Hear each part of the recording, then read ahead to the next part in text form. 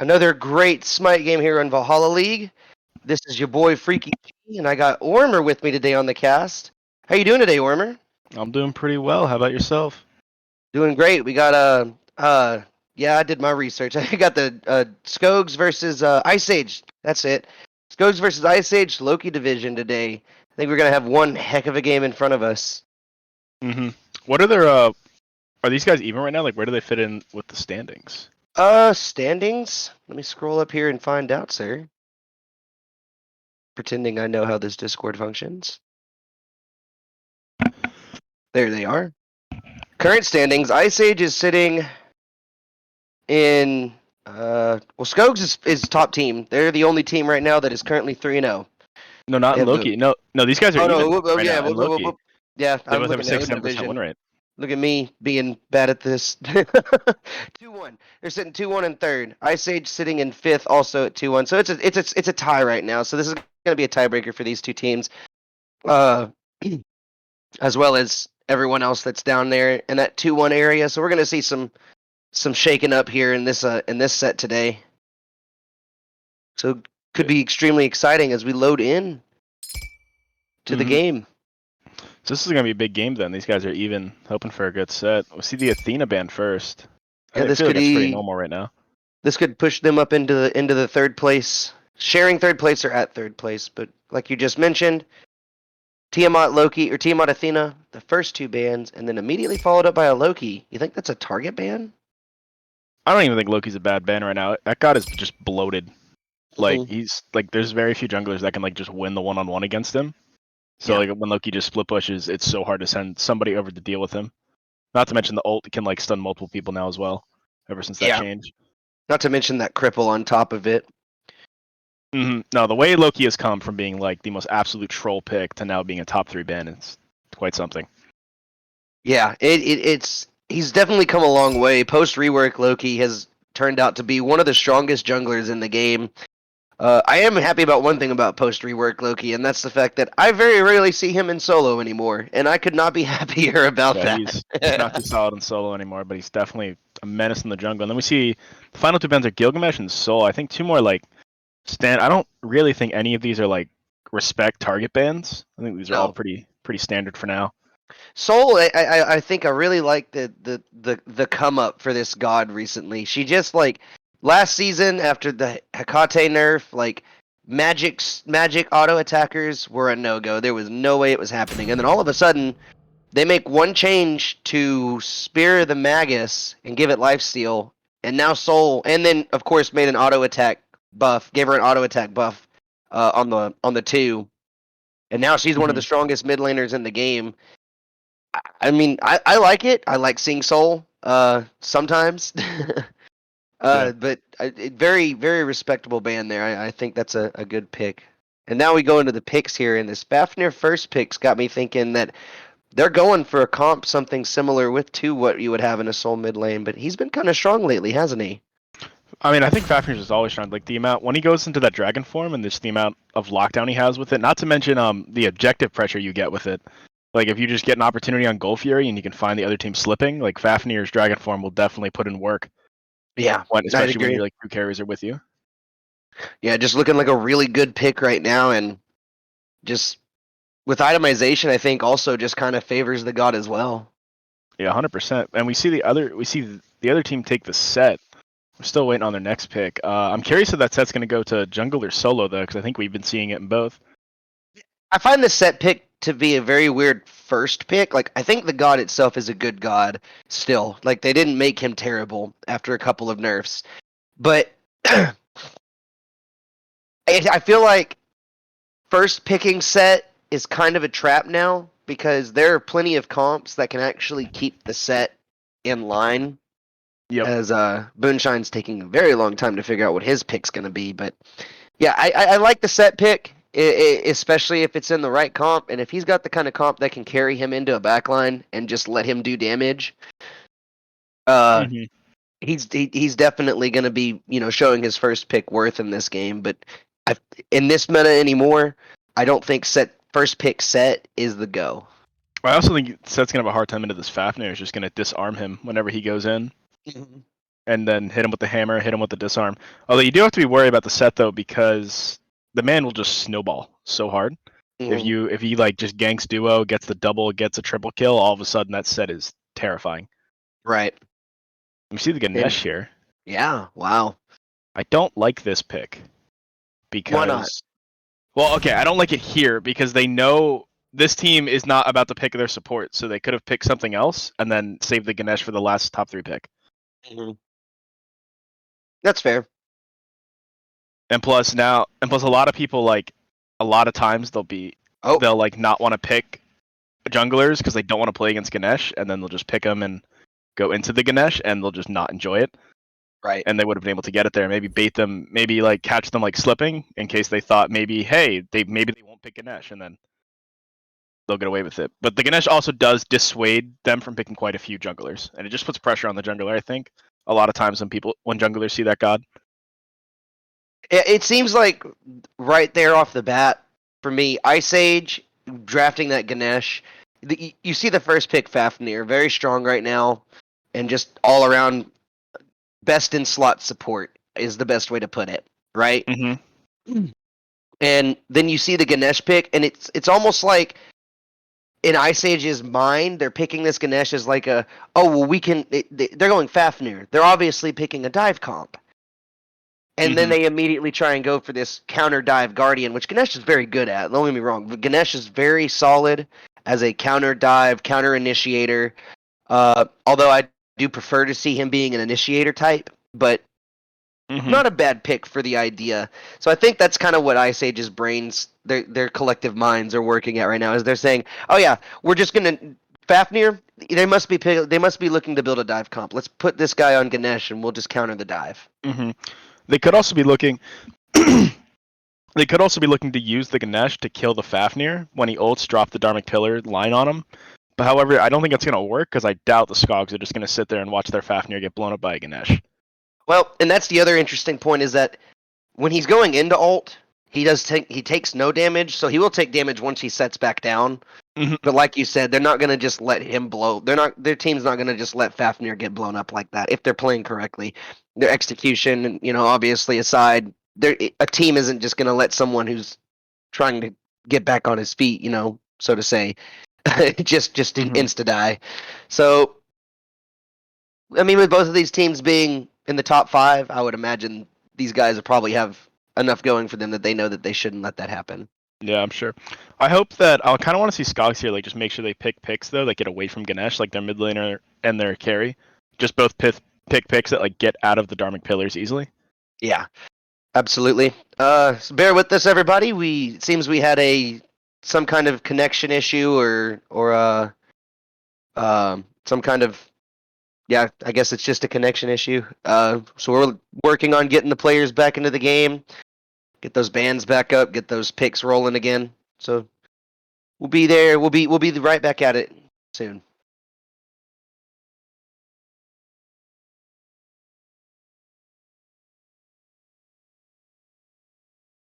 Oh, okay. So they trolled Okay. me. I just So message all from this time. production was apparently Booneshine could not actually lock his pick in, and it was stuck at 1 second apparently when the timer ran out. So the timer wouldn't run out. So it looks like they just reset the lobby, and Ganesh may not actually be the pick here.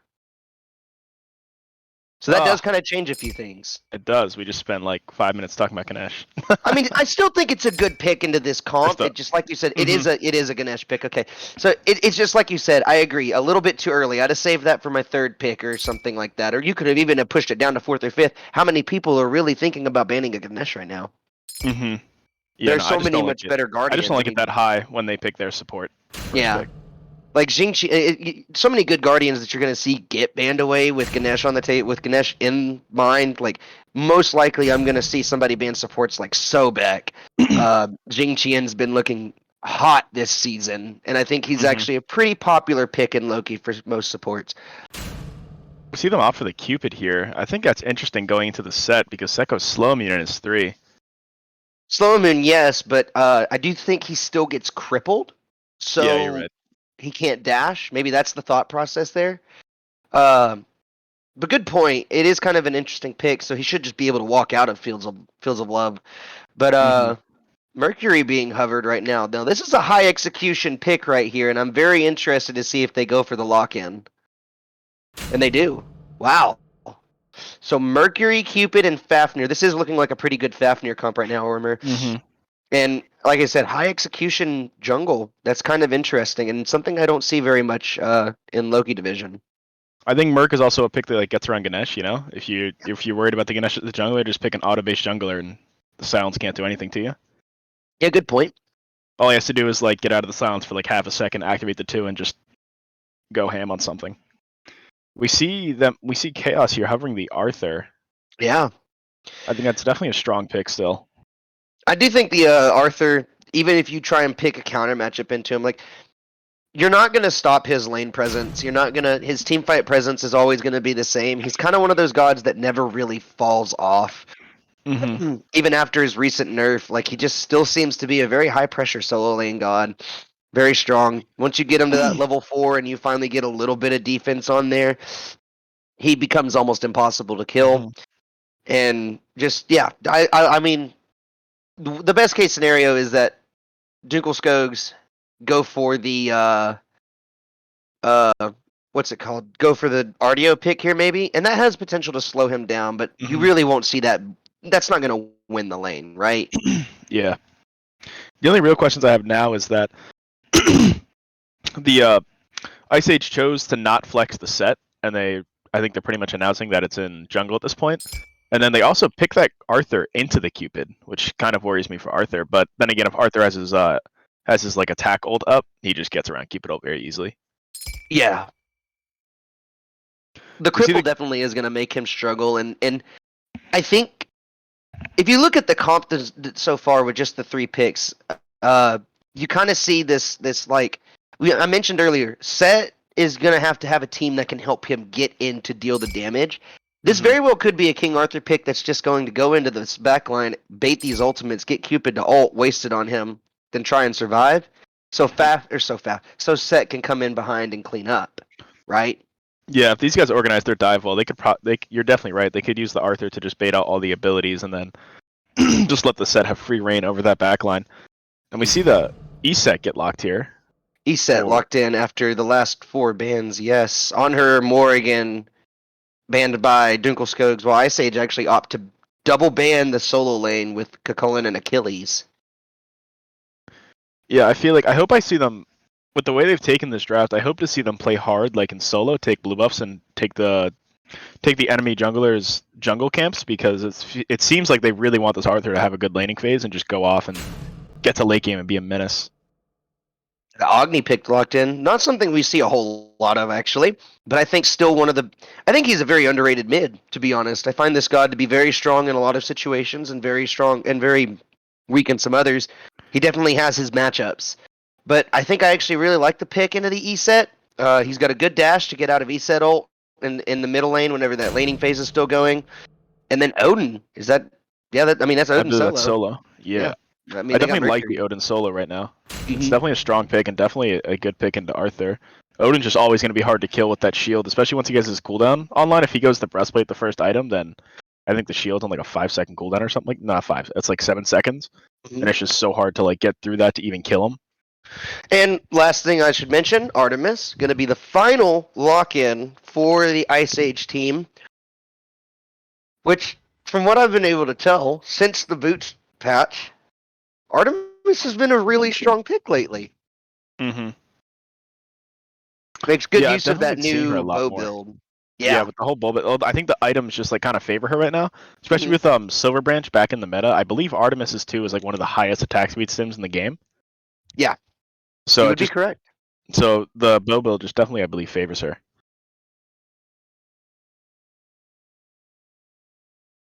Okay. So not the highest stem, just a message from production. We're not totally correct, but Artemis is still one of the top attack stems in the game, so still a solid pick though. And like you said, itemization definitely is favoring her in the meta right now. Now, looking at these, and Cupid, yeah, both of these hunters actually just really make good use of itemization, so that's great. Now, looking at these comps though, Orimer,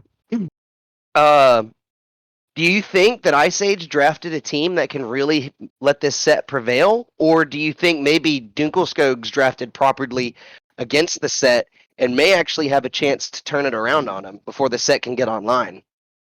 So to be honest, I was just thinking that same thing. So it looks like both these teams want to dive and create space. Mm-hmm. And I feel like it's going to come down to this Arthur and Odin to create the space for their junglers to go in and like separate these fights. However, I think this Odin is going to have a far easier time doing that because they pick the Eset and the Artemis both into the Odin, and neither one of them can get out of the cage. Actually, I think the only gods that can get out of the cage on Ice Age are Set and Ganesh. And that's if they're not crippled. Yeah. So I'm a little worried about that for their team. I do think Skogs really did kind of draft a good like balance between almost like it's a good dive comp, yes, but at the same time I look at it and kind of see this like they actually have really strong counter initiation. If they dive in on this team, Odin just cages the ground. What's this Ice Age team going to do? Set's going to have to use his mobility to get out of the cage and take damage on the way out. Same thing with Ganesh when he dashes through it if Cupid ult isn't on the ground. This is obviously in the case that Cupid ult just absolutely whiffs. And how hard is it to miss an Odin cage? So I think, honestly, Skogs has the better draft going into this game. You know, I definitely like that because, like I said, I think this is going to come down to like which solo creates more space. And I'm not trying to like count them out. Like, I don't want to like say anything like about the players themselves. I'm just saying in terms of just the gods they picked, just Odin cage. Odin cage is just space in itself. And I think that if they lock people in Odin cage and they don't have the Phantom to get out, or they don't have the ability to get out, then they're going to be in for a very bad time because they're just going to sit inside that cage. Let's say they trap like the Eset. Eset's going to drop her ult, and then Odin and probably Mercury are going to take big damage, but Agni's probably just going to be sitting there dropping bombs along with Cupid.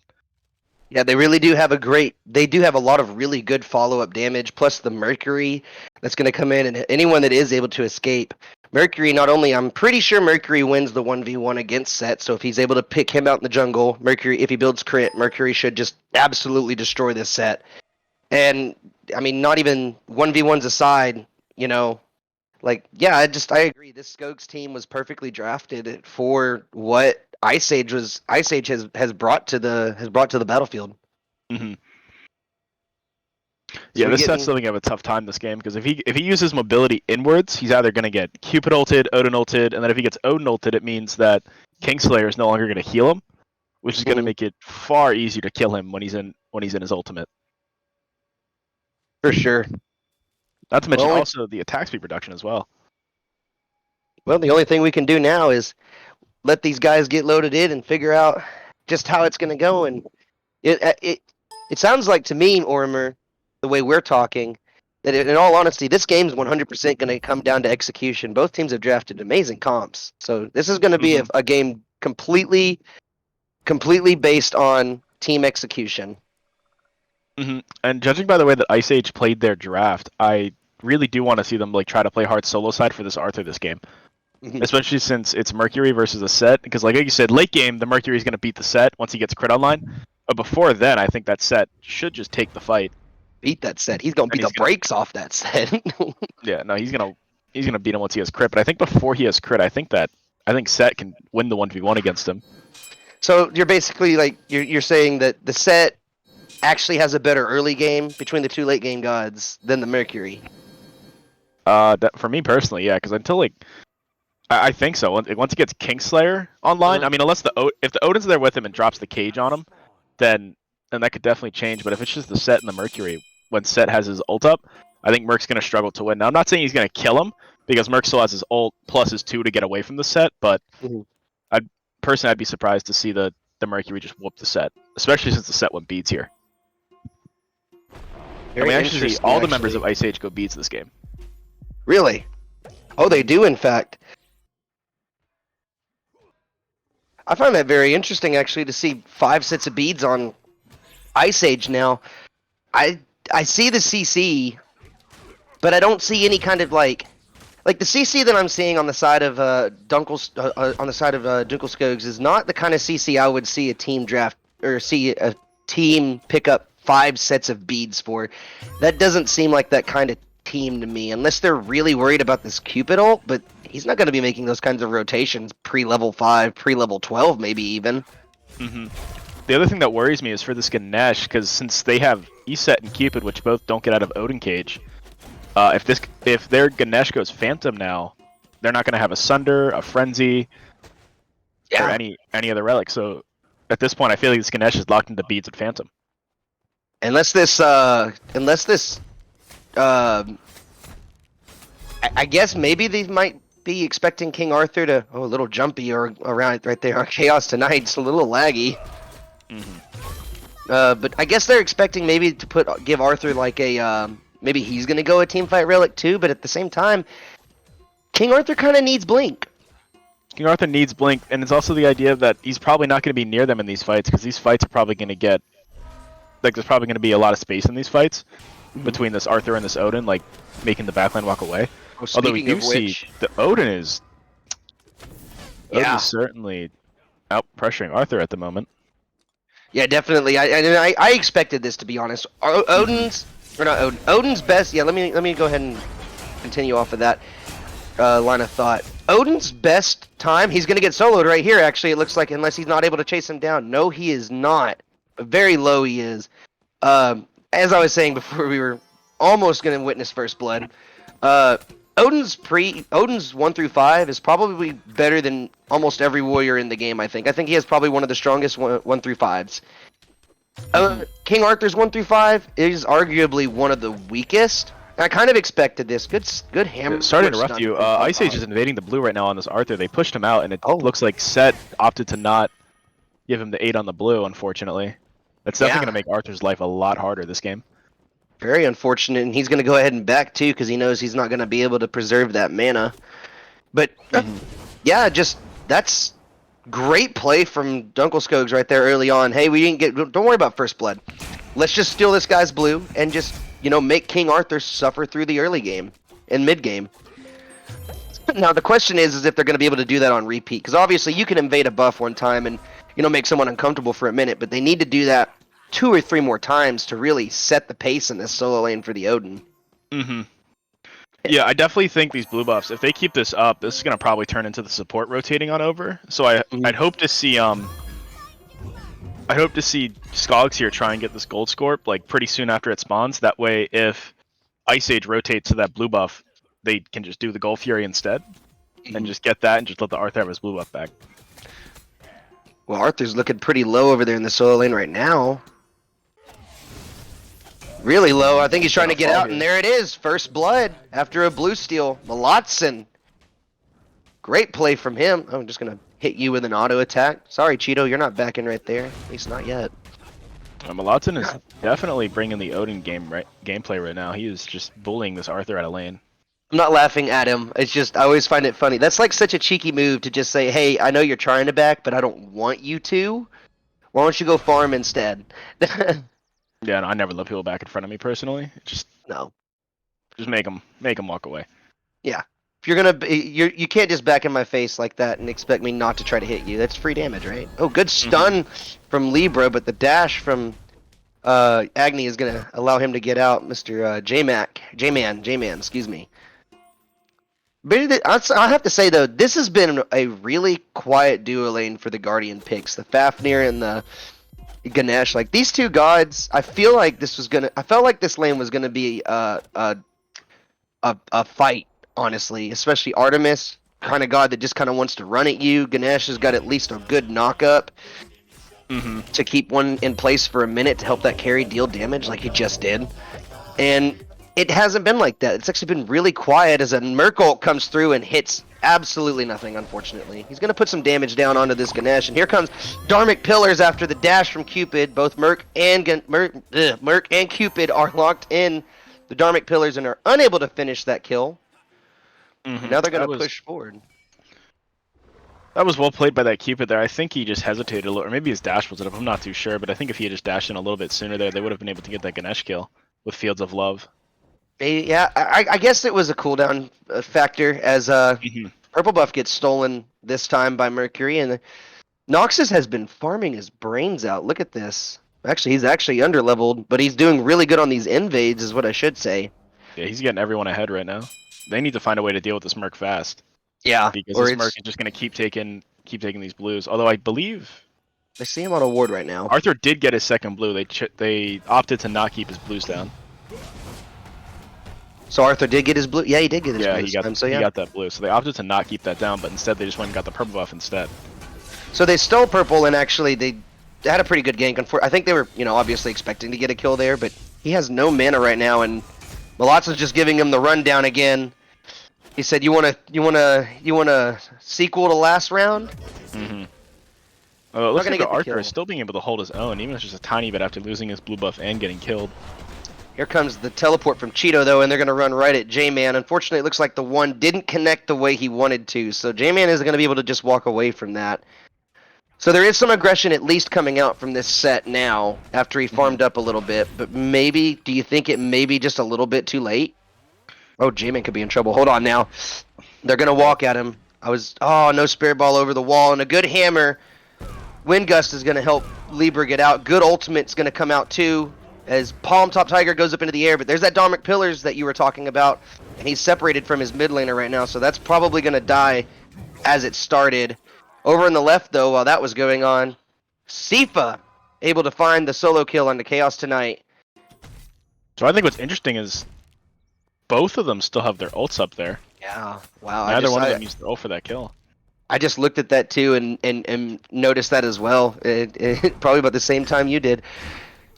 So I think that's kind of curious what happened over there, but then I guess that means that they can both fight the next fight. Oh, huge stun from the Isis. Oh my goodness, what an ultimate! And J-Man's gonna go down in the mid lane. Palm Top Tiger's got the jump, so I think it's a she. She will be able to get out just fine. I can't remember if that's a girl or not. Now I'm starting to worry.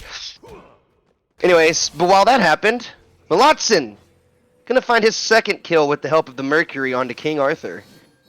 Yeah, they're not letting this Arthur enjoy his time over there. I hope he comes back with some wards here.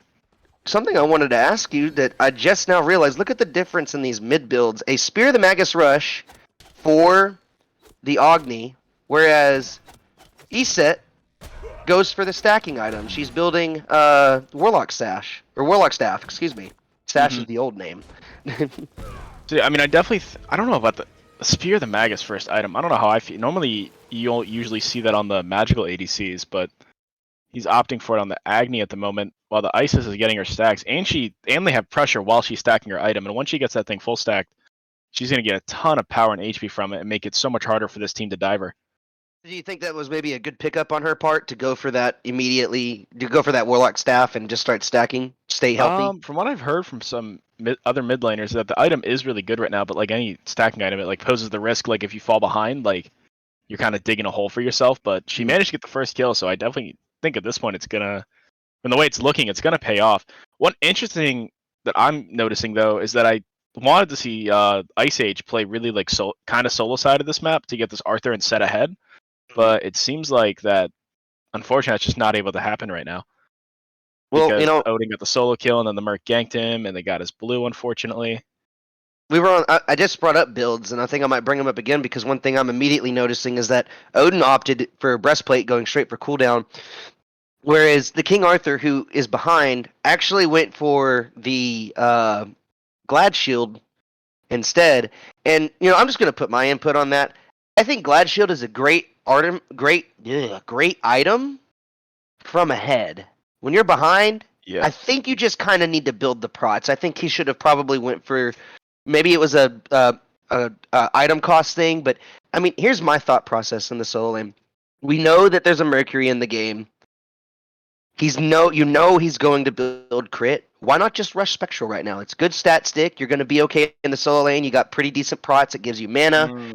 And then it's going to give you that passive that you'll already have for the late game. Is that just thinking too far ahead? It's too far. You're like building it too early. Like Glad Shield is definitely going to give him more right now. It's going to give him the cooldown, the HP, the defense, and the power. Okay. I don't usually like Glad Shield as like your first item in solo. However, on Arthur, I do think he can make it pay off. But like you said, it's definitely a better item from ahead. And unfortunately, he's just getting ganked right now. But what about it looks like he is going to the Gaia next. Yeah, he's going to go ahead and build that Gaia, which is great, I think, even though, yeah, because he's got plenty of knockups to work with, I think. No, actually, not really, but it doesn't really matter. He's still going to get that HP 5 and that regenerative passive off of the item. But I actually think maybe if he was gonna build one of the shields, maybe Void Shield maybe would have been the better pickup here. I think. Yeah, I I feel like definitely. Void Shield. But then Void Shield could be even worse when you're from behind because if I believe Void Shield is 2,600 gold and Glad Shield is 2,400, I 2,450, think something like that. 2450 or 25. It's somewhere in that range. Mhm.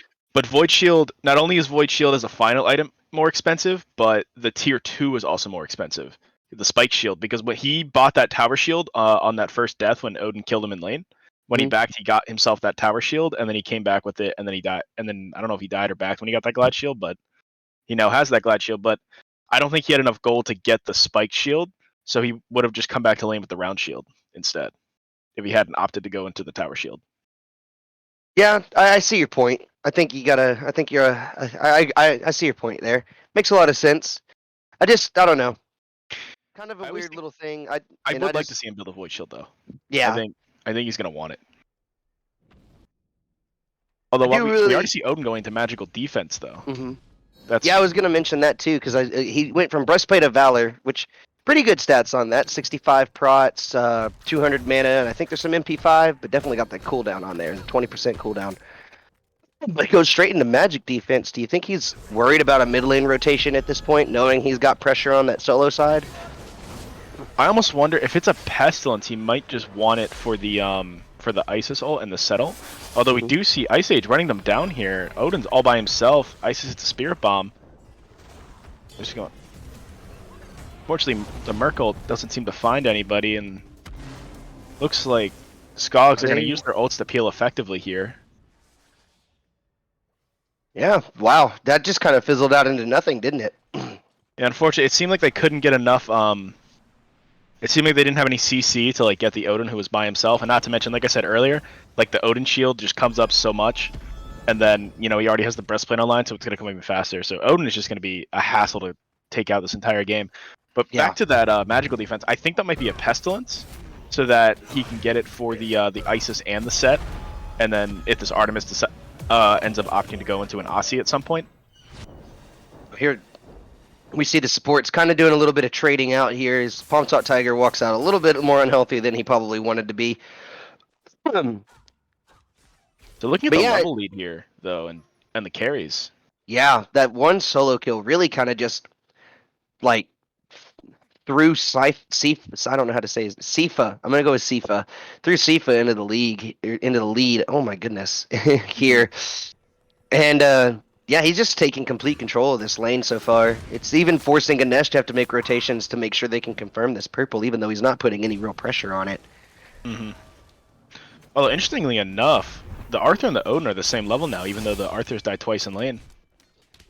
Looks like it just means that he's put a little less emphasis on farming and was trying to maybe put his lead elsewhere, trying to take farm off the map somewhere else, like take camps from the jungle. But either way, I think he's still, he's definitely. You're starting to see that fall off point there, and there's the King Arthur ult. Beads comes out from Mylantson, and he's going to have to walk away from that one. And well, maybe I don't know what I'm talking about because I think he's doing a great job with that Glad Shield online. Because looks like Mylantson's the one that's in trouble right now. It's a good stun and a cancel, and he's actually in a lot of trouble. And gonna have to burn the ultimate there just to stay alive. And that's what I was saying. Like once you get that Glad Shell online, you get the power of the defense, the prots, and the cooldown on it. Plus it's passive. That'll give you just a little bit more damage on your abilities. Ooh. Although another interesting thing here is that Set is actually ahead of the Mercury, and if the Mercury was like still keeping the buffs down and like generating small leads that were going to grow big for his team, then I think it'd be really good. But unfortunately, Solo's even. Oh, yeah, Mylantson just got blown up at his own blue buff. Looks like he was going to try and get his blue before he made his back, but Cheeto made the play there too to just come over and say, "Hey, we're going to, return the favor from the early game." So good play on his part, and good play on Scopey's part as well for just being at the right place at the right time, knowing where they could put their pressure. I mean, I definitely think that Scopey's communicating like, "Hey, Odin's speeds are down. He can't do much." Although this leading carry could end up being a problem. Yeah, 2-level lead and tower. Yeah, Artemis is low health under tower and not backing. I think he actually really wants to defend. She doesn't have relics. That's a tower shot. She doesn't have relics or Tusky. This is a dangerous game she's playing. It looks like she'll just back. Cupid ult is down though, so I guess yeah, he is gonna go ahead and just let that tower fall. Good decision I think on his part, knowing he's that far down. He can't really box the Cupid. Honestly, And I don't think that was the right decision to stay. I think Cupid should have killed him there because Skogs knew that Set was in the right jungle. The Skogs knew that Set and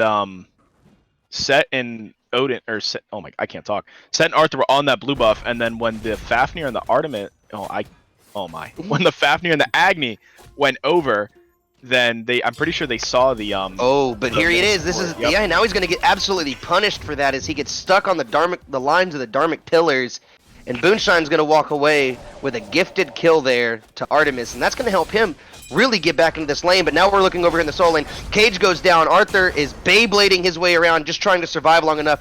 He's getting beat on by a Mercury at the same time. They don't really know if they want to dive, but now Mylantson's going to dive. The ultimate's going to come out from Noxus. They're trying to finish the kill, and Mylantson finally going to get the last hit onto Scopy, and that's going to be King Arthur going down once again, but it took 2 ults to do it. Yeah, I definitely think Arthur uses bead a little early there. I think he definitely should have waited for the Merc ult.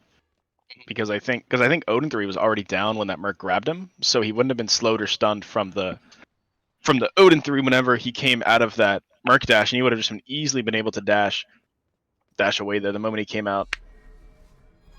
Unfortunately, I wonder how close he was. Hold on, J-Mac is actually in a really bad spot and had to burn the bead. Set threw out a minion, but I don't think his teleport was active, so he's going to be able to walk out of that one.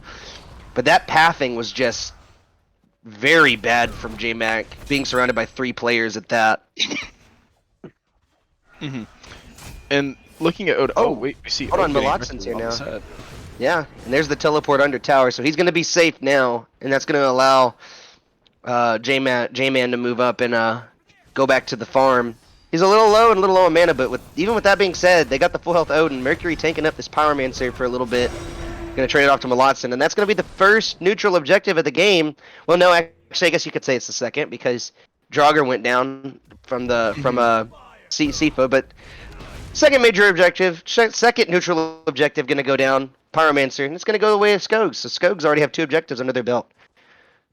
So one thing that worries me though, that Odin opted to go the Talisman over the Pestilence, and yeah, I personally love Talisman as an item, but now looking at Ice Age's team, they have Isis picked up a Soul Gem, Artemis did pick up the Aussie, and then they have Set plus Isisol already that's going to heal them. Yeah, I'm a little worried with that not being a Pestilence now. They're going to have a really hard time killing this Isis, Artemis, and Set. Yeah, especially since that ESET's ultimate heal, that's a huge burst heal, and obviously, anti-heal against healing is just generally really good anyways, but I feel like against major burst healing, it's going to be a lot more efficient for him to go for that. But here comes a double ultimate as Agni drops the bombs. Mylantson chasing down Set, going to have to stop chasing. But Noxus gets caught on a Dharmic pillar and on an ESET ult. And now Libra's going to have to use the Wind Gust to try and get out. And he's avoiding damage very expertly, but he's not going to be able to avoid the jump. He is going to be able to avoid the jump. And now Fields of Love's going to come out, and finally Libra's going to go down. Mylantson, all the struggles put forward, but Palm Top Tiger falls in the back. I guess he came out of ultimate and took that damage. So a 2-for-1 trade favoring Ice Age, and it looks like the fight's not over, as Cheeto's actually going to take a ton of damage trying to find J-Man. So interesting thing, though, that I believe that fight was 4v5, because the Odin rotated while the Arthur did not, and he was over there. Although, the Odin and Mercury definitely combined their ults well, because Odin ulted them into that corridor and then just forced them to walk out through that tiny lane, and Merc just came in through. And just, believe they insta-killed, or no, they didn't insta-kill anybody, but they put the Isis low off of it. It was a very good initiation from Skogs, but sadly, Libbra is looking really good on this ESET right now. The ult that he used there kept Cheeto alive, gave him a pretty decent heal, kept himself alive a little longer, and made Odin have to kind of overextend to get that kill. And while that chase was going on, Fafnir just kind of gets left behind. He's forgotten about, and then all of a sudden, boom! That just changes into you no longer are winning this fight. It's not a 1-for-1 trade. Instead, you're just trading. Well, nothing. You can't even get a neutral objective off of that. Sypha, though, looking kind of low as Ganesh starting to make his rotation. The ultimate's probably going to come out here, but it just barely misses, and that's not good for him at all. Sypha going to make it under tower, take the Ganesh one, but he's not going to die from that. He's going to go ahead and back now. So one thing that worries me for this next fight is that while the Odin rotated, the Arthur opted to stay in lane and farm up, and he is now 2 levels over this Odin. And Skogs didn't really get anything. They didn't get the Gold Fury for that fight over there, but now this Arthur's going to come in to this next fight 2 levels above their solo laner. Speaking of which, there he is, showing up for the Gold Fury, as Noxus knows he's probably not going to want to stand right there. Scopey starting to zone as the abilities are going down onto the Gold Fury. Palm Top Tiger stepping forward. Odin's going to jump in and hit the cage as Noxus gets put up into the air by the King Arthur ult. J-Man's going to find a kill onto OfficialCheeto, and Skogs are going to be able to steal away the Gold Fury. Here comes the ultimate for Mercury. Aegis is going to get used by Chaos tonight, and now Noxus will finally fall as Scopey finds the kill. Now Scopey's in a bit of trouble as he's trying to find his way out. Ganesh is going to use the silence to keep him alive a little bit longer, but Palm Top Tiger is going to be the eventual slayer of Scopey, and that 2 levels didn't help him out enough, and Sypha finding the final kill onto Booneshine. A bad team fight before, but after stealing away that Gold Fury, Djungleskogs come out on top of on this major team fight. I'm a little confused what happened to the Gold Fury there, because the Isis had the ult down on it, and the Arthur hit a great he hit the attack ultimate onto the Mercury and took him up so he couldn't ult it. But when I looked over, Isis ult was on the Gold Fury, but I'm not too sure which ability stole it. I'm not sure if it came out later, if it came out early and didn't have enough damage on it. But the Isis ult was down, but then unfortunately didn't seem to secure it. Yeah. From production, from what we've been told, the Gold Fury was stolen by an Agni Bomb as the Isis ult was not popped soon enough. It came out just a little bit too late. So, good just recognition from Skogs, knowing when they can go in, and Odin just like... Remember that talk, the conversation we had earlier? We were talking about solo laners creating space. Well, if anyone created space in that fight, well, both of them did, essentially. Noxus got pushed pretty far out with that King Arthur ult, but either way, Odin created more than enough space for his entire team to walk forward and help steal that Gold Fury. And then not only that, but to find, what was it, like a 3-for-1 or a 4-for-1? I think Noxus was the only person to fall in that fight. Mm-hmm. Yeah, and something our production just hovered for us, the Deathbringer has already been built. Look at how far that's a lot of gold. Look at the gold lead between these teams. That's how much gold difference there is in the jungle. Right there is the fact that, yeah, 5k gold, and Sypha finds a kill into Chaos tonight in the left lane, but the fight's over here on the right side jungle. Not really a fight, I guess. Looks like they're going to go ahead and let that one go. They're going to spread out and give each other some space there. But as I was saying, the gold lead is so huge in favor of Skogs, and it looks like enough of it's going on to the jungler. He just outright rushes Deathbringer. That's a pretty expensive item. One thing to note, I'm not too sure if Ice Age is scared to fight or if Skogs... I think Skogs are just that far ahead. That was only a 4v5 and they just took to Artemis and walked away. Yeah, well, Artemis, that was a 1v1. That was a 1v1. Oh, was it? Alright. Yeah, it was over on the left side. So I definitely want to see these guys start grouping up then, because I don't know if Skogs should have been able to just take that fight 4v5 and just walk away by killing one of the 5. Well, yeah, it definitely would have been better to see the Artemis group up with her team. I think at this point, you know, your tier 2 towers down. Maybe you should be worried about Cupid split pushing a little bit, but you should kind of keep it in the back of your mind that there's not a global presence here, as Draugr's going to go down again. Sypha, quick pickup. That's another neutral objective in favor of the Skogs. Every neutral objective, as a matter of fact, has gone in favor of the Skogs this game, perpetuating that 7,000 gold lead now. And yeah, so what if Cupid split pushes that Phoenix? Make it a 5v4 and win these objectives in team fights. And then just go pick up the pieces on the left side after that fight's over. Their left side, or their right side. Yep. Honestly, I really want to see this Cupid leave left lane, and I want to see them go to this Fire Giant, and maybe not pull it, but just like take the fight. Oh, great Tusky gets the Cupid Aegis.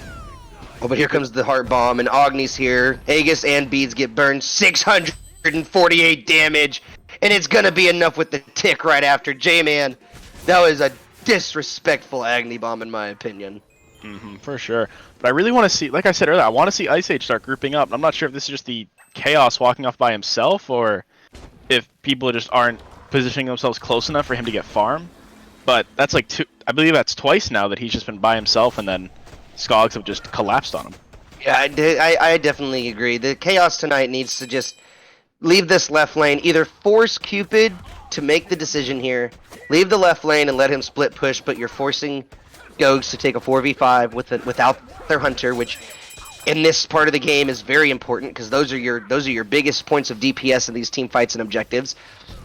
Or yeah, I mean, really, no. There is no or. That's kind of it. You kind of just have to force this guy to rotate. If he doesn't rotate, you lose the Phoenix, but you win the fight. As Skogs are starting up the Fire Giant right now. Good zone coming out from Mylantson. He's going to land that stun on the Booneshine, but Scopey's coming around on the backside, and we know what his target is. As the ultimate comes out, and Skogs are going to be able to get that Fire Giant with Dharmic Pillars on it, so good for them.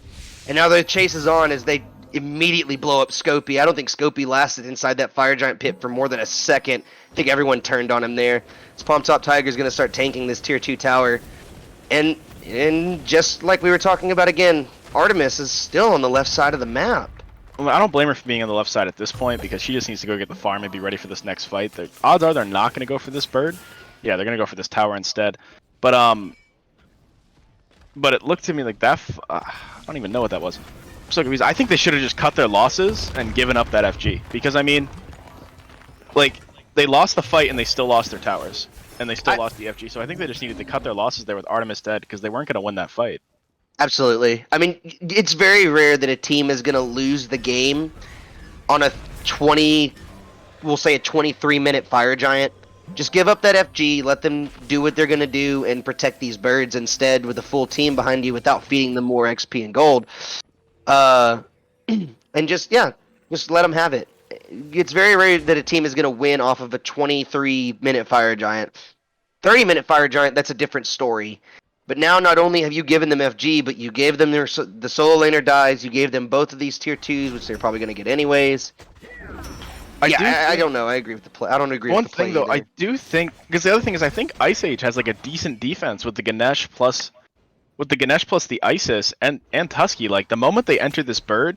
Like, so long as they don't get their ults baited out, they're going to have a hard time going in here. But I guess they do have all their beads, and all their Aegises are about to come back up on the side of the Skogs.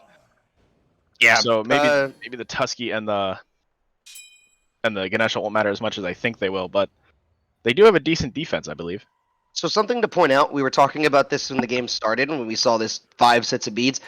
Frenzy got picked up by Cheeto. Cheeto is the one with the teamfight relic. And I'm not sure how I feel about that. I don't like that pickup at all for him. The diving jungler is holding on to my major teamfight relic right now. Yeah, I'm not a fan of that, because he's not always going to be near this Artemis in these fights, especially when this Odin creates like the huge amounts of space. So maybe they're trying to play these fights where maybe Arthur creates the space and then maybe they want Set on the backline. They want Arthur to create the space by himself, and they want Set to be with the backline to help kill this Odin and Mercury. Well, if you kind of look at his build, I mean, that does make a bit of sense. He's got, Void Shield and Onsile, so maybe he is just going to... His focus is going towards trying to burn down one of these tanks first instead of... diving the backline and taking out these squishies. Maybe Ice Age is looking at a back-to-front team fight right now. As the ultimates start coming out, Mylantson gets silenced, and there's a huge ultimate from Ganesh, and OfficialCheeto is going to find J-Man. And then Sypha finds Cheeto right after. It's a 1-for-1 trade so far, but Palm Top Tiger's finally going to get Scopey, and here comes the ultimate from Noxus. Out of mid lane, Booneshine gonna have to back up under tower, but Palm Top Tiger is gonna find Libbra, and Sypha's gonna find Chaos tonight. Boonshine's the only one left alive, and it's a 4-for-1 trade. Booneshine eventually is probably gonna fall down as this left bird also takes a dive, and Mylantson will pick up Booneshine for a deicide, and that's gonna be our game 1, folks. Yeah, it seemed like a good play from the Arthur and the Ganesh, but I think they can't chase them out that far. I believe they should have to cut their losses, because like we said, we knew everyone's beat. They should have known that everyone's beats and Aegis were up, so they weren't going to kill that. They weren't going to have an easy time killing that Agni there. I mean, I guess they got him, but it came at the cost of 4 of their players, chasing him outside of the bird. So I definitely think, I think whenever Arthur did that, the main focus didn't need to be to kill Agni. They needed to focus on getting his relic, because that would have been huge, because then if they tried to re-enter that bird, if Agni was down his beads and or his Aegis, they would have had a much easier time diving him and not letting him do anything. Yeah, I like the play. I like the heart that they showed right there at the end. That was a really good Ganesh ult for them to go on with. Mm-hmm. But I agree. They pushed out too far to try and get J-Man, and then it looked like they were trying to find another pick. And honestly, Noxus with that ult at the end there, right at the end of the fight, really just kind of messes up the entire backline of Ice Age there. Like Ice Age, just as soon as Noxus came through with that Merc ult, the backline was on full peel, full defense mode, just trying to run away. But at that point, it's too late to turn your back. I'm actually surprised with these stat lines though, with the Mercury just 0-2 and 6, because I feel like he was putting in the work with his ultimates, like you're talking about right now. Like there were multiple Goal Furies where he hit big ultimates. He had a big ultimate there at the end on that back line. Yeah, pesky solo laners in there having to last hit everything, and they don't let you have any fun in the game. But yeah, no, I agree. I mean, Noxus had a huge impact in this game, and his stats don't reflect it. 8k player damage, net worth was sitting at 546 gold per minute, so he was farming better than his solo laner, but not his support. And yeah, his stats don't reflect something of gold earned 14k. So yeah, I mean he still farmed pretty good, and his impact was amazing. 0, 2, and 6, even in the jungler on a jungler in my opinion, that's a good stat line. I think that's a it shows that he did something, and he was very rarely punished for it. But he really I think he facilitated well. That's the best way to put it. I think Noxus on the Mercury, sure, you didn't do a ton of damage, but it looks like his team played amazingly well around. But I think they were trying to shut him down. I think they were targeting that Mercury, because when the Arthur was creating space, like especially that one Goal Fury, when the Ice ult was just a little too late to secure it, the Arthur ulted the Mercury over, like looking for the Agni or the Cupid instead. He wanted that Mercury to stop him from ulting and getting to that backline, which I don't know how he was in the rest of the fights, but if Arthur was just going on, because Arthur also went Spectral there, and Artemis didn't bow crit, so I'm almost wondering, was he on the Merc in all of these fights? Because if he was, then that means that, for the most part, that this Cupid, who had 19k player damage and only one death, could have been like free casting, unfortunately.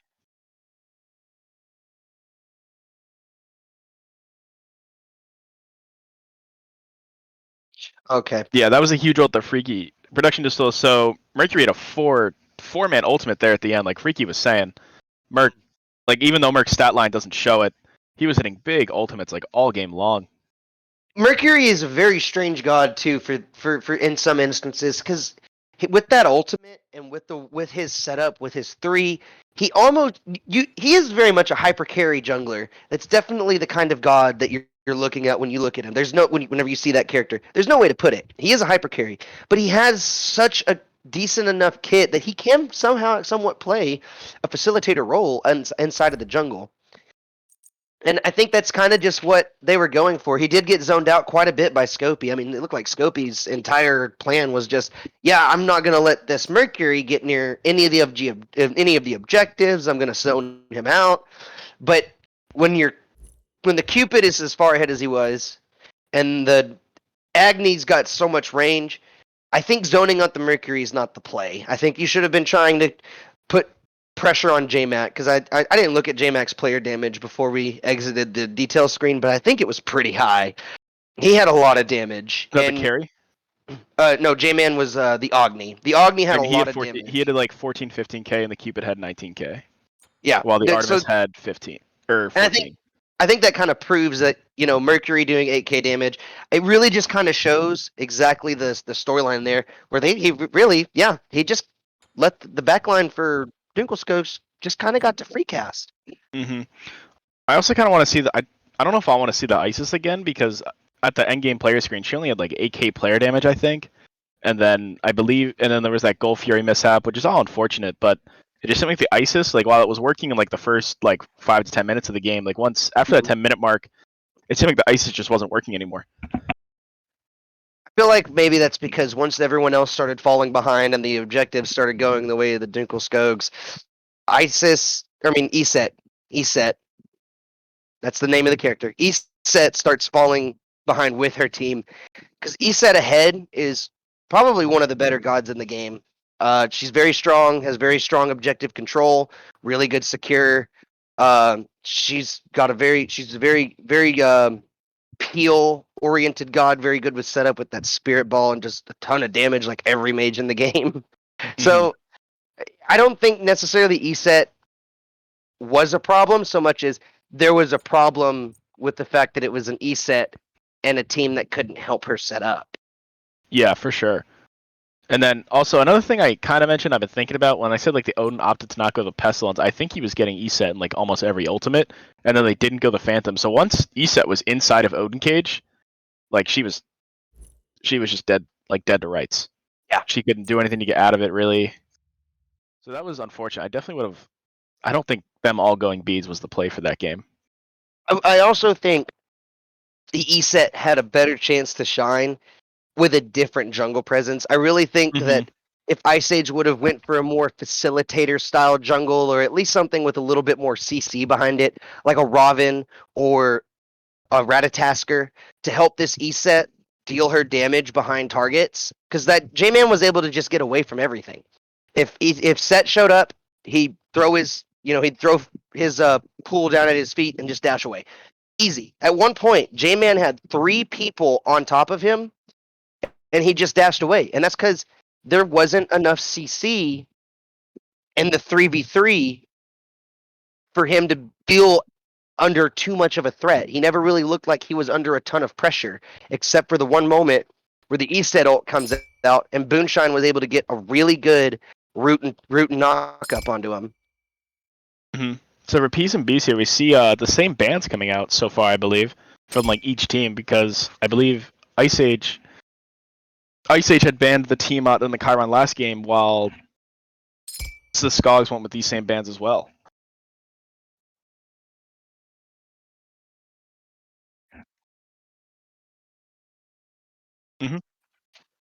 Oh. Yeah, no problem. So so we do see the Loki ban again here, which again I think is right, because Loki is just so much interesting. They do ban the set though. That's a different from last game. Yeah, so it looks like Ice Age is also the one that's banning away the set, which is the pick they made. Very interesting, I think, that they're banning away a pick that they took.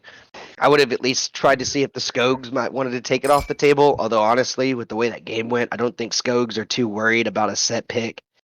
Giannis is the final ban, though. Yes, we see them ban the Giannis, and then they opt to pick the Soul instead, since Soul didn't get banned this game.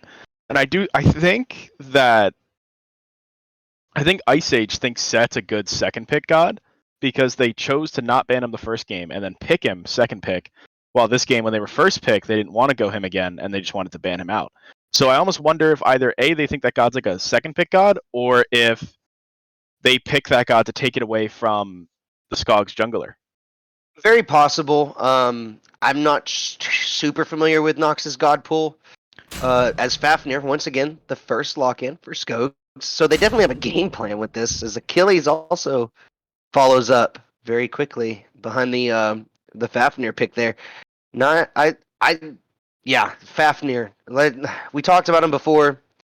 I'm not going to talk about him too much this time, but I do think Palm Top Tiger had a really good game on this Fafnir. I don't think she ever had a problem. I was played. No, I don't think the Fafnir was ever a problem. But we do see the Achilles come out now from the Skogs. Yeah, and this does change quite a few things, because if this is there's a flex here. This could be a jungle Achilles for all we know. But at the same time, this could also just easily go in the solo. I think it's a solo. I don't know why we're seeing a solo Achilles so early, especially since the Odin worked really well. And yeah, you're not going to probably get Odin a second time if you let it fall down into 4th or 5th pick. But I don't know. I would have probably tried to wait on that solo pick, at least to see what happened in the first, the Tsukiyomi and Sobek pick here. Then tried to go for solo pick, unless they just are changing their entire comp to see what else they can get away with. What's crazy to me, actually, is that as X-Ball gets hovered and X-Ball gets locked in, what's crazy to me, though, is they won that game pretty handily, had quite a bit of objective control, and aside from the Fafnir, they're almost changing their entire comp, and I'm not sure how I feel about that. Sticking to the old methods of, if it ain't broke, don't fix it, but, So one thing I like from... I'm sorry. Go ahead. No, one thing I like from Ice Age, we saw we saw Set have a lot of trouble to engage last game, and I was just going to go with the Tsukiyomi, which I like a lot because he's going to have a much easier time getting in on that backline with this Tsukiyomi versus the Set into the comp that he was in. And which I is one agree. thing they're definitely giving their jungler an easier pick to get onto the backline now. And this is a much stronger early game pick as well for Ice Age, which I think is one of the things that was hurting them in that last game, is that they were letting, they gave the set to Cheeto, and Set's early game is decent, I guess, and he should have probably been doing better than the Mercury at the first 5 or 6 levels, but he wasn't.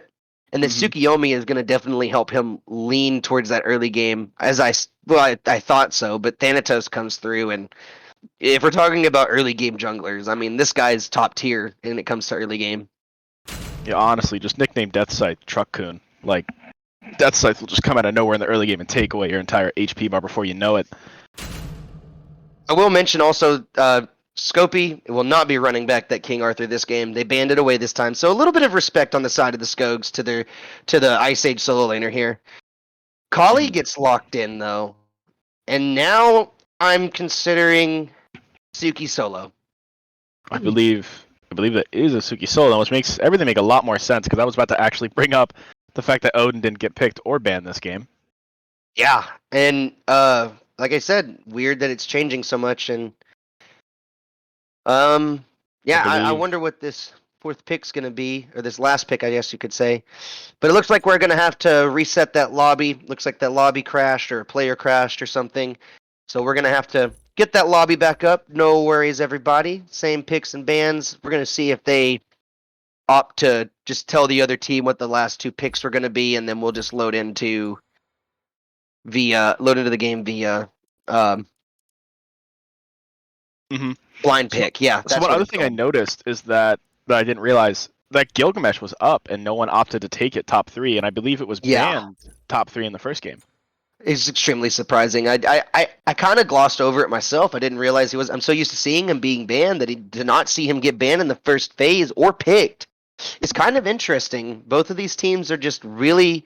It looks like both these teams are just really dedicated to a composition they want to run, rather than trying to go for these top picks. I think I really would have liked. Oh, if that means either of those teams could have locked like Gilgamesh Odin. That would have been a nasty comp to play against. But in the end, like if those are their comfort picks, honestly, like I think they're gonna do. I'd rather see them like on their comfort picks if they're gonna play better. And so I guess that Suki is going solo, and the Ice Age going with Kali jungle worries me because last game he had such a hard time. It seemed like he had a hard time like getting in there and surviving on the set. I'm almost worried he's gonna have the same problem on Kali, but he also has Kali ult. So long as he doesn't get CC'd out of it, like CC'd long enough before he can cast it, then he's definitely going to be able to survive longer in the fights this game. Yeah, and like I said, it just you were talking about that Gilgamesh and Odin, and it kind of just stuck with me because it's weird that they're changing their comp right now when they had such a good one last game with the Odin, and I mean they even changed the carry pick. The Cupid looked really strong in that game, and I think it was a pretty good pick for Sypha.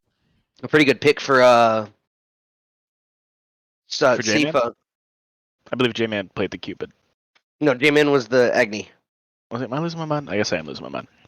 Yeah, for Sypha, I think that was a really good pick for Sypha. He played it really well, and it was also just a good matchup into the Artemis because that CC immune ult, she's going to have to burn it, maybe even burn beads because the timers are obviously going to be a little wonky there. But yeah, I'm not sure about the game plan there from Skogs because they changed the composition that worked for them for a composition that we're not sure if it's going to work or not. But maybe it's because they're playing around the soul pick now. But maybe that's what they're trying to do. Maybe they want to try and hit them with a whole new comp. I almost wonder if that's like their goal this game. Could be. They definitely have a lot more outs for an Odin Cage right now, especially because the Tsukiyomi can ult out of Odin Cage if he hits the right targets. Soul's Disapparate allows her to get out damage free because Disapparate lets her just walk through the wall, and when the spears come off the wall, no damage done. So yeah, I guess they're kind of looking at this as maybe we just need to run a completely different comp with the picks that they've selected.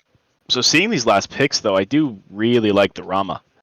because Rama, I think yeah. Rama is also another god that, like Artemis, is just complemented by the bow build right now, and just does massive damage, and then he can go up into the Astral Arrow's ultimate and just get away from damage. And then meanwhile, we see J-Man opt to pick the Scylla this game for the last pick for Skogs. I like the Rama pick as well. I think it's a very good pick for him against the X-Ball especially. I think both of these carries kind of just come online about the same time. Rama maybe a little faster because he's not working on stacking from the get-go, you know? Mm-hmm. And it does allow Chaos tonight to play from a safe distance, like you said. Going to be able to maybe set up for these objectives a little differently, and he can use that ultimate to avoid damage and try and set up from a long range snipe to try and steal gold furies or steal fire giants or whatever he's good for. Meanwhile, X Ball, huge team fight ultimate, and kind of cuts comms off from the enemy team. It's going to be a very interesting matchup in the laning phase for sure. Both auto attackers, Mm-hmm. not a lot of CC. It's going to be nice to see how these two guys played out in lane, because the Cupid Artemis matchup was pretty stagnant. It didn't change a whole lot. You knew what Cupid was going to do. You knew what Artemis was going to do. They kind of just had the same idea no matter what. Mm-hmm.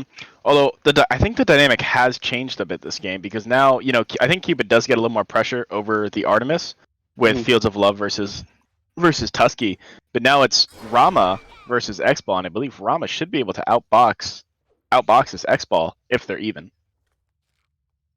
That's kind of a tough one, because it's like, I think so, because Rama can clear the whole wave with his one, but he has to get up close, and then X-Ball can clear the wave kind of quick, but it takes him a while because he needs items, and that he uses a lot of mana. Mm-hmm. I think X-Ball's early game is definitely going to come into play here, because X-Ball at the start of the game is going to clear a lot faster than the Rama. Rama uses a lot of mana when he uses his one, plus he's relying on RNG to help him clear the wave, basically. Mm-hmm. The attack speed stem is definitely going to help Rama in the late game because he's going to be able to use that bow build. I don't think X-Ball is going to go for a bow build here. He's probably going to go for something like a crit build, or maybe even just trying to go for like a trans build even, just to kind of help him facilitate that mana. Yeah, I'm gonna have to disagree with you here, Freaky. I do think the bow build, I've built the bow build recently on X-Ball, and it felt really good. Aside from the mana problems, which you're always gonna have an X-Ball if you opt to not go Transcendence. Yeah. You're always gonna have mana problems with X-Ball if you don't go the Transcendence, and I don't know if the Transcendence is a viable option right now over there, with it being reverted back to 2,600 gold. And the bow build, I think, will help him significantly. Also, what worries me is that, if he goes Transcendence and falls behind, he's gonna be in a very bad spot. And if Rama chooses to go the Ichabal, and X-Ball opts to go Transcendence, I don't think X-Ball is going to be able to box him, at all. I definitely think that's going to give Rama the advantage. Yeah, it's going to be interesting to see how both of these carries play this lane, because the matchup kind of goes from one side to the other depending on the state of the game and what level and who gets the lead. Rama, I think, definitely is going to have. No, I don't know. I take that back. I think X-Ball definitely has a better team fight advantage when it comes to 5v5, but we didn't really see the carries doing a whole lot of grouping in that last game, and I wonder if that might change because of these picks. Mm-hmm. But yeah, from experience in the last game, neither of the carries seemed like they were willing to leave the left lane. They looked like they just kind of wanted to stay over there and keep each other from pushing lanes the whole game. Mm-hmm. I think I definitely want to see if one of those carries is 3 levels up again. I'd really like to see them rotate out and try and force some of the objectives on the other side of the map versus just staying there for so long. But although it did end up working out there, because they J-Man and Sypha managed to catch the Chaos tonight out there by themselves, and then they immediately went over into the Fire Giant. Yeah, it's gonna be something to watch for. I do think that the 4v4 is more in favor of Ice Age with the Suki pick, or the 3v3 even. I should just say the 3v3. The 3v3 is definitely in favor of Ice Age with the Tsukiyomi pick. Plus, they've got the I believe, yeah, they took the Sobek into this game. I think I like the 3v3. I want to see Skogs a carry lane aside. I want to see or Ice Age, I mean, really push this early game that they have, Oh, well, no, Suki's going solo. Excuse me. They have the Kali. I forgot Yeah. about the Kali. So we do see the Achilles Optical Fighter's Mask here, Mm, which I think, for me personally, when I've played that, I think he's much better with Fighter's Mask in solo, and then you can back and get the Bluestone if you still want it. yeah. Yeah. I mean, 40 power is 40 power, right? Mm-hmm. And I'm actually worried for the Suki right now because it seemed like last game that Mylantson was really okay with being aggressive with the Odin, and he's definitely now he's on Achilles, who can just be just as aggressive. Oh, we hold do on. see a first blood coming out here mid though. Cheeto gets caught out. I mean, like we were saying earlier, I'm sure there was a Thanatos scythe involved there. Yeah. That level 2 start. If you look at the map, you can see where the farm kind of went. And this is a common strat. Mannequin Scepter start on Noxus or on Thanatos, immediately goes from yellow and then clears his one big back camp and then goes straight in the lane for an early gank. I don't even think. Yeah, he must have just barely hit level 2 because he had his Disapparate. So yeah, barely hits level 2 and his Disapparate just isn't fast enough to save him because, Death Sight's going to chunk no matter what. That was a great play from Noxus. Just knew exactly what he needed to do to get that kill. As we see him going into the left lane now, and Boonshine's in quite a bit of trouble as he's getting slapped in the back by Noxus. Doesn't look like there's going to be a kill there. That's a big misplay from Skogs there. I don't know if Thanatos wasn't talking there or what happened, but that Sobek clearly didn't have dash up, and if the duo lane knew that Thanatos should have just said, "Hey, I just psyched this guy. He's half HP. Turn around and just kill him." Yeah. But definitely still a good start for the Skogs, getting that first blood, and not only getting first blood, but getting it on Soul is going to be huge for them, putting her a little bit behind this Scylla. Mm-hmm. And Soul also, can definitely make the comeback though. Oh yeah, but also mid lane starts are changed up a little bit. Check that out. Both of them have opted for the Vampiric Shroud.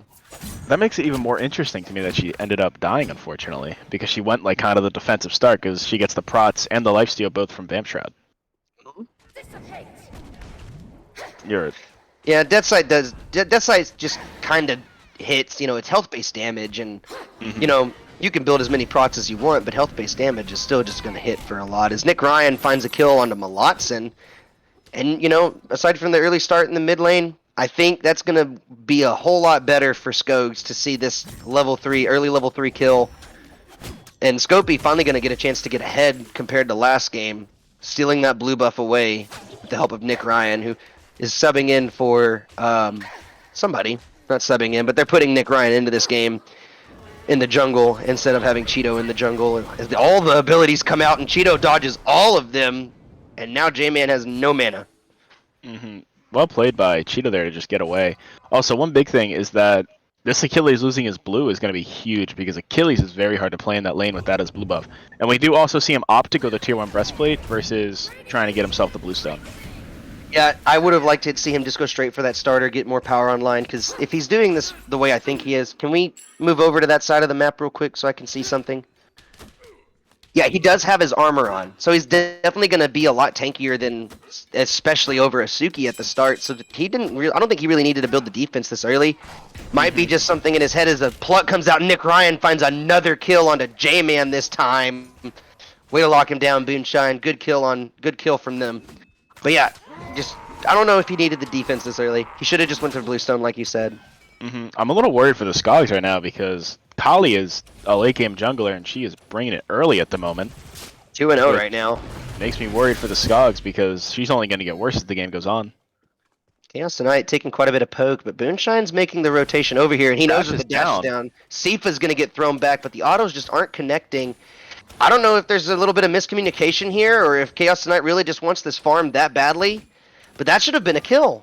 That should have, I don't know what that was exactly, but it seemed like Chaos just didn't want to fight, but his support gave him every advantage he needed to probably to get that kill. Yeah, as the ult comes out. Oh, Tsukiyomi gonna have to use the ultimate here just to avoid a little bit of damage. He's gonna find something here. He is low, but the Achilles isn't gonna use the ult for the execute. Oh wait, Thanatos is the one that died there. And good body blocks as Nickryan comes in and helps his jungler, or solo laner, excuse me.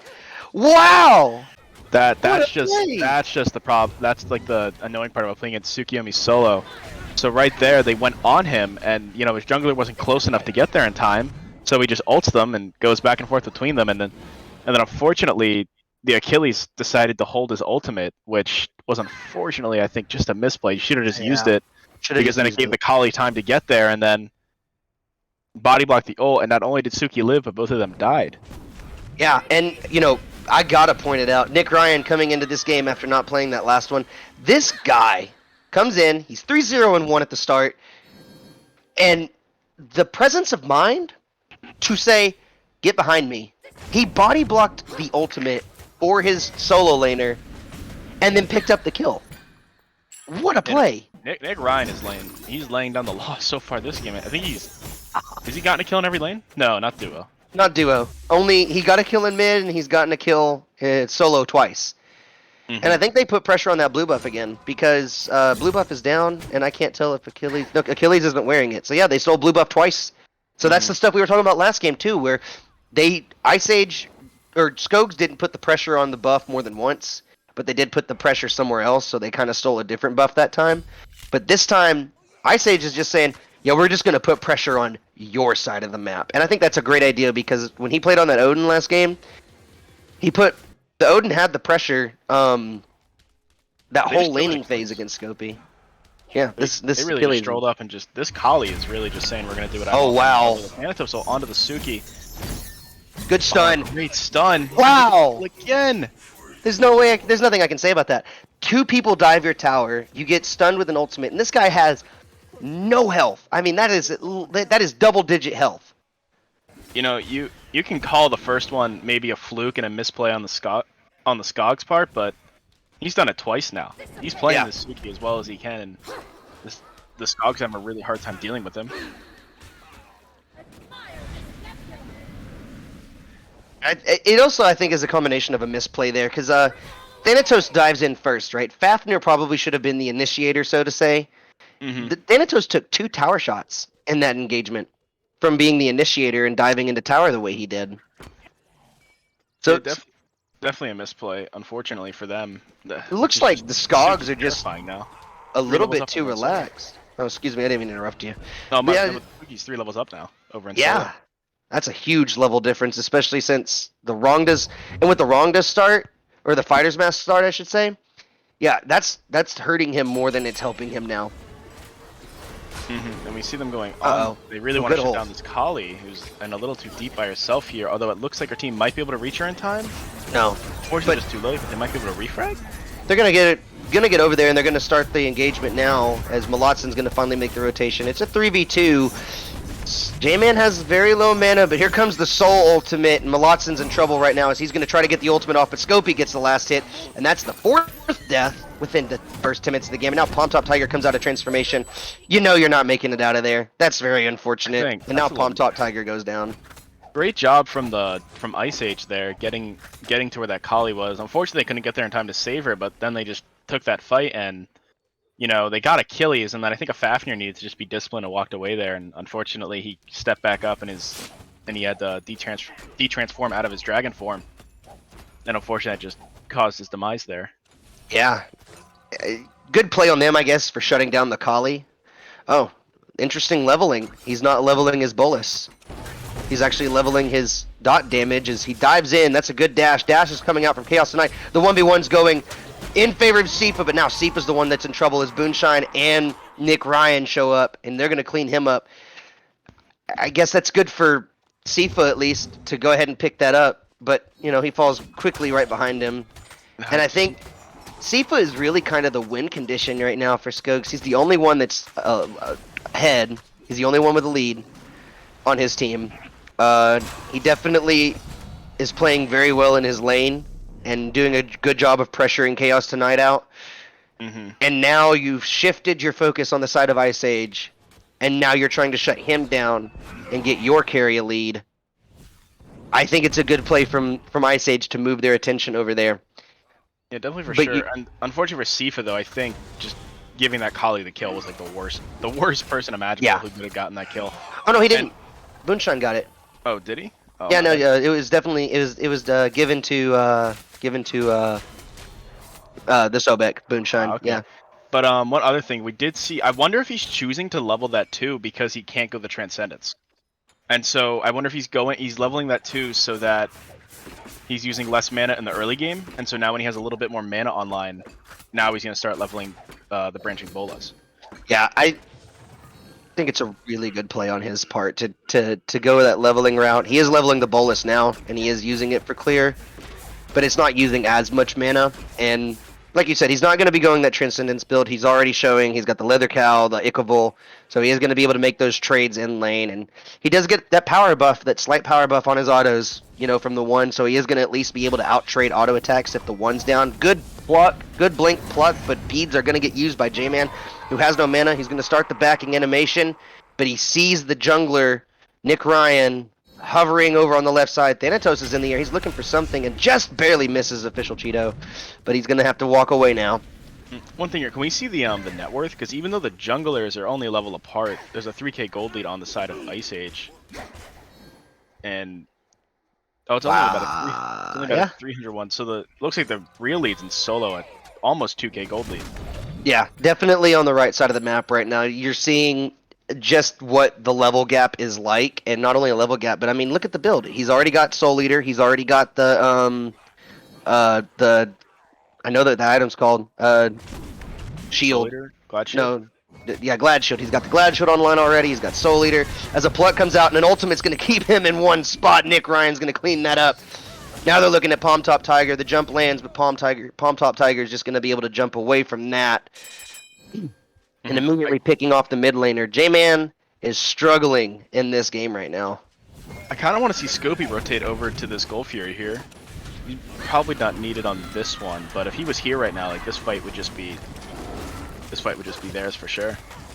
Well, he's pressuring the tier 2 tower right now as the ultimate comes out from the X-Ball, and Ice Age does pick up the Gold Fury, and now Mylantson is going to find the solo kill on the right side of the map, but OfficialCheeto is going to get Palm Top Tiger. Down with the ultimate comes Noxus. Chaos Tonight does get the kill onto Sypha, so that's the carry down, and now they're looking to clean up Noxus here. Booneshine comes around the backside, and he's going to land that last hit with the 3 there. So Gold Fury goes the way of Ice Age, and now they're going to look to push down this tier 1 and left. And like I said, they did that really well. They took the pressure off of the right side. Scopy's still over there. He unfortunately loses the 1v1 to Mylantson, so that's going to give Mylantson a chance to farm and get a little bit back into this game. But they're getting their carry ahead now, and they're removing the win condition.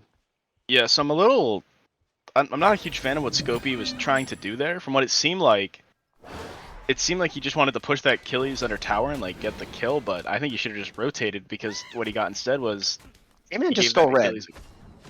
What'd you say? J-Man just stole red. He just went to the alone by himself, just walked into that side of the jungle and just stole red. I didn't mean to interrupt you. It was very interesting to me to see him. He just said, you know, I'm really tired of not getting enough farm. I'm really tired of being behind. I'm just gonna take this red. It's mine now. I just really want to see the Suki rotate, because he was level 13 in 11 and a half minutes. So like he is massive for where he is. He still has a decent that Soul Eater fully stacked. Yeah, he still has a decent gold lead at least, so he's still got something going for him even after he got solo killed. He's still about 2, maybe a level and a half over there. Yeah. Sypha though, gonna solo that, but while that's going on, Ice Age is pulling the Pyromancer. Look at Scopy zoning out this Thanatos. There comes the ultimate. He's gonna go up into the air, but it doesn't matter. Scopy's gonna find that kill. Does damage, doesn't matter where the target's at. You have to be banished or removed from the map entirely to not take damage. And now they're gonna just repull this Pyro here. Yeah, good play. I mean, Scopy is doing really good. I think he looked good in the last game. Oh, J-Man's got the ult, and it's just gonna help them deal damage. Unfortunately, yeah, I don't believe he had vision there on it, so he kind of just had to throw that ult over and pray. Just guess, yeah, it's just a lot of guesswork on his part. And now he's in trouble as he has no ultimate to help him get away. He's going to use the dash. He's going to get locked down, though, and Scopy's going to find the kill into J-Man. Now Palm Top Tiger in the ultimate right now. He is going to be able to run away, and Mylantson shows up. But there's a wave in tower, and I don't think they're going to stop them from getting this tower.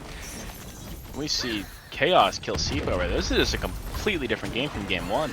Yeah, it is, and now the fight's definitely on here is the tier 2 tower seems to be under threat. Ultimate comes out again from Scopy, just off a cooldown, I imagine, but he's going to fall to Mylantson.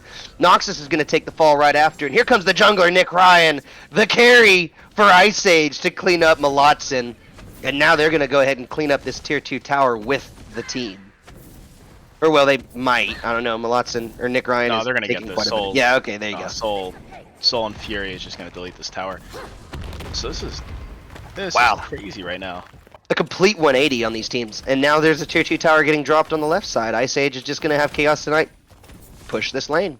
I mean, we might see a sub 20-minute Fire Giant at this rate. Yeah. Which doesn't seem... I don't know what else Ice Age does right now, because I don't even think Skogs can deal with them. This Suki is such a problem for them. Yeah, 15 minutes into the game, and look at the gold dip. It's a 9k gold lead. So one other big thing is that cooldown actually just paid off big time from Sukiyomi there. Hold on. Yeah, let's say the Bracer. The Bracer of Radiance. I have yet to see that item get picked up. If you read that right there, the description, 90 Bracer Radiant Glow on a target for 90 seconds. Allies who move through this get 10% increased power if above half, or 10% movement speed if below half. This fragment acts as a sentry ward. So you got a 90-second sentry ward from a Bracer that I don't think takes up a ward spot. So that means you can place 3. I'm guessing. No, okay, no. So that doesn't work that way. It does take down a ward, I guess. But still, what an interesting pickup from the Sukiyomi. I found yet to see that be picked up in any form of competitive play. Yeah, it's definitely interesting. I'm curious to see how it goes here. I almost feel like I would have liked to see him. I don't know. It doesn't seem like he needs to blink. Because I was going to say, this cooldown is paying off for him big time there, because he ulted that Thanatos, like, right as that fight was kind of, like, at its beginnings, like, before they took that first tower, and then he ulted them again under the second tower that they took. I think it's not a bad idea. It's a percentage-based, item. It's giving you 10% movement speed or 10% power. 10% power on a power god is a lot, as the ultimate comes out off the pluck onto Noxus. The ultimate from Sobek is going to go down. OfficialCheeto is going to find Noxus, but the fight is the 3v1, no, the 4v1 with Scopy in it. Nickryan's going to find the kill, but J-Man is going to get the ultimate off, and he's going to find Scopy, but Mylantson will fall down to Nickryan as well. This Nickryan on this Kali has been insane, but there's a lot of low health bars. Booneshine Rama's on the Phoenix line over there. He's wow. For this. Yeah. It looks like he's backing, but I don't know if he's going to get there in time. So Ice Age just wins a 4v5, and then, or no, I guess I didn't see the carry on that side of the map, but Ice Age wins that fight on the right. Chaos Tonight's just going to, well, fortunately he's not going to get it, but he did try to split push that tower down. Well, maybe he will. He's waiting on a wave. Unfortunately, he just didn't have enough damage to get it. Good idea, though. I think this is the right idea for him. Okay, I can't get the Phoenix. Fine, I'll just back off, and I guess we'll go get a Gold Fury. I'm assuming Rama and Soul here are just going to go annihilate Gold Fury, right? They're grouping for it. Yeah, they're grouping. It looks like Rama's opting to get the Draugr buff. I do wonder, though, what were they fighting over on the right side of the map? Because, Fire Giant is available, but they didn't go for Fire Giant because the low health, everyone was a little too low.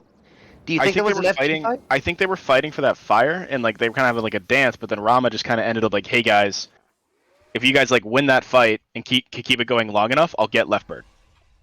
Yeah. And unfortunately they weren't able to keep it up just long enough. So unfortunately they couldn't get it. But now they're probably just... I'm a little confused on why they haven't pulled this Gold Fury yet. And they gave the Skogs the vision on it. Oh, what a pluck. Pluck on him. Oh, good ultimate, though. But I think the Sukiyomi ultimate... Nope. Wow. I thought that was going to do enough damage. Scopy's going to take quite a bit of damage, though, himself from this. As they pull the Gold Fury, he's doing his job as a zoner, even though he's taking all this damage. He might fall down in this fight. Ice Age is going to get the Primal Fury, even though J-Man used the ultimate to try to steal. And Scopy is going to walk away with double-digit health again. I want to see them back right now and go for fire. They just got both Thanatos and Scylla ult. And all they used was Sukiyomi ult. So if they back right now and go for that Fire Giant, I don't think that the Skog's going to be able to defend it very well. No.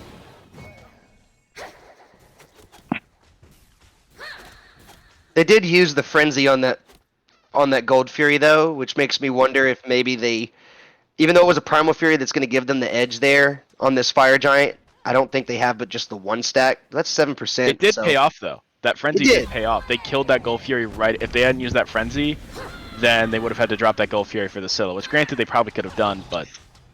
Well, they're pulling Pyromancer right now, though, and it's a 3v5, 3v4, 4v4 now as Scopy shows up, and they're looking at Noxus. The ultimate is available again, the cooldown doing wonders for him, as Scopy does not get the kill. Booneshine actually gets Noxus here, and now they're going to turn their attention to Scopy as he's kind of just running rampant.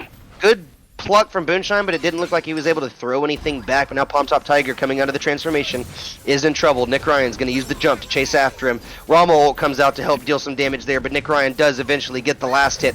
They're chasing down the last 3 members of the Skogs back to their Phoenix. Pluck, Blink, Pluck, and Mylantson is now in a ton of trouble, but he uses the ult and finds Booneshine. He doesn't go for Nickryan, though, and I think that was a misplay on his part, as now he's in a lot of trouble. But he's going to be able to get behind the wall and fall behind his bird to stay alive.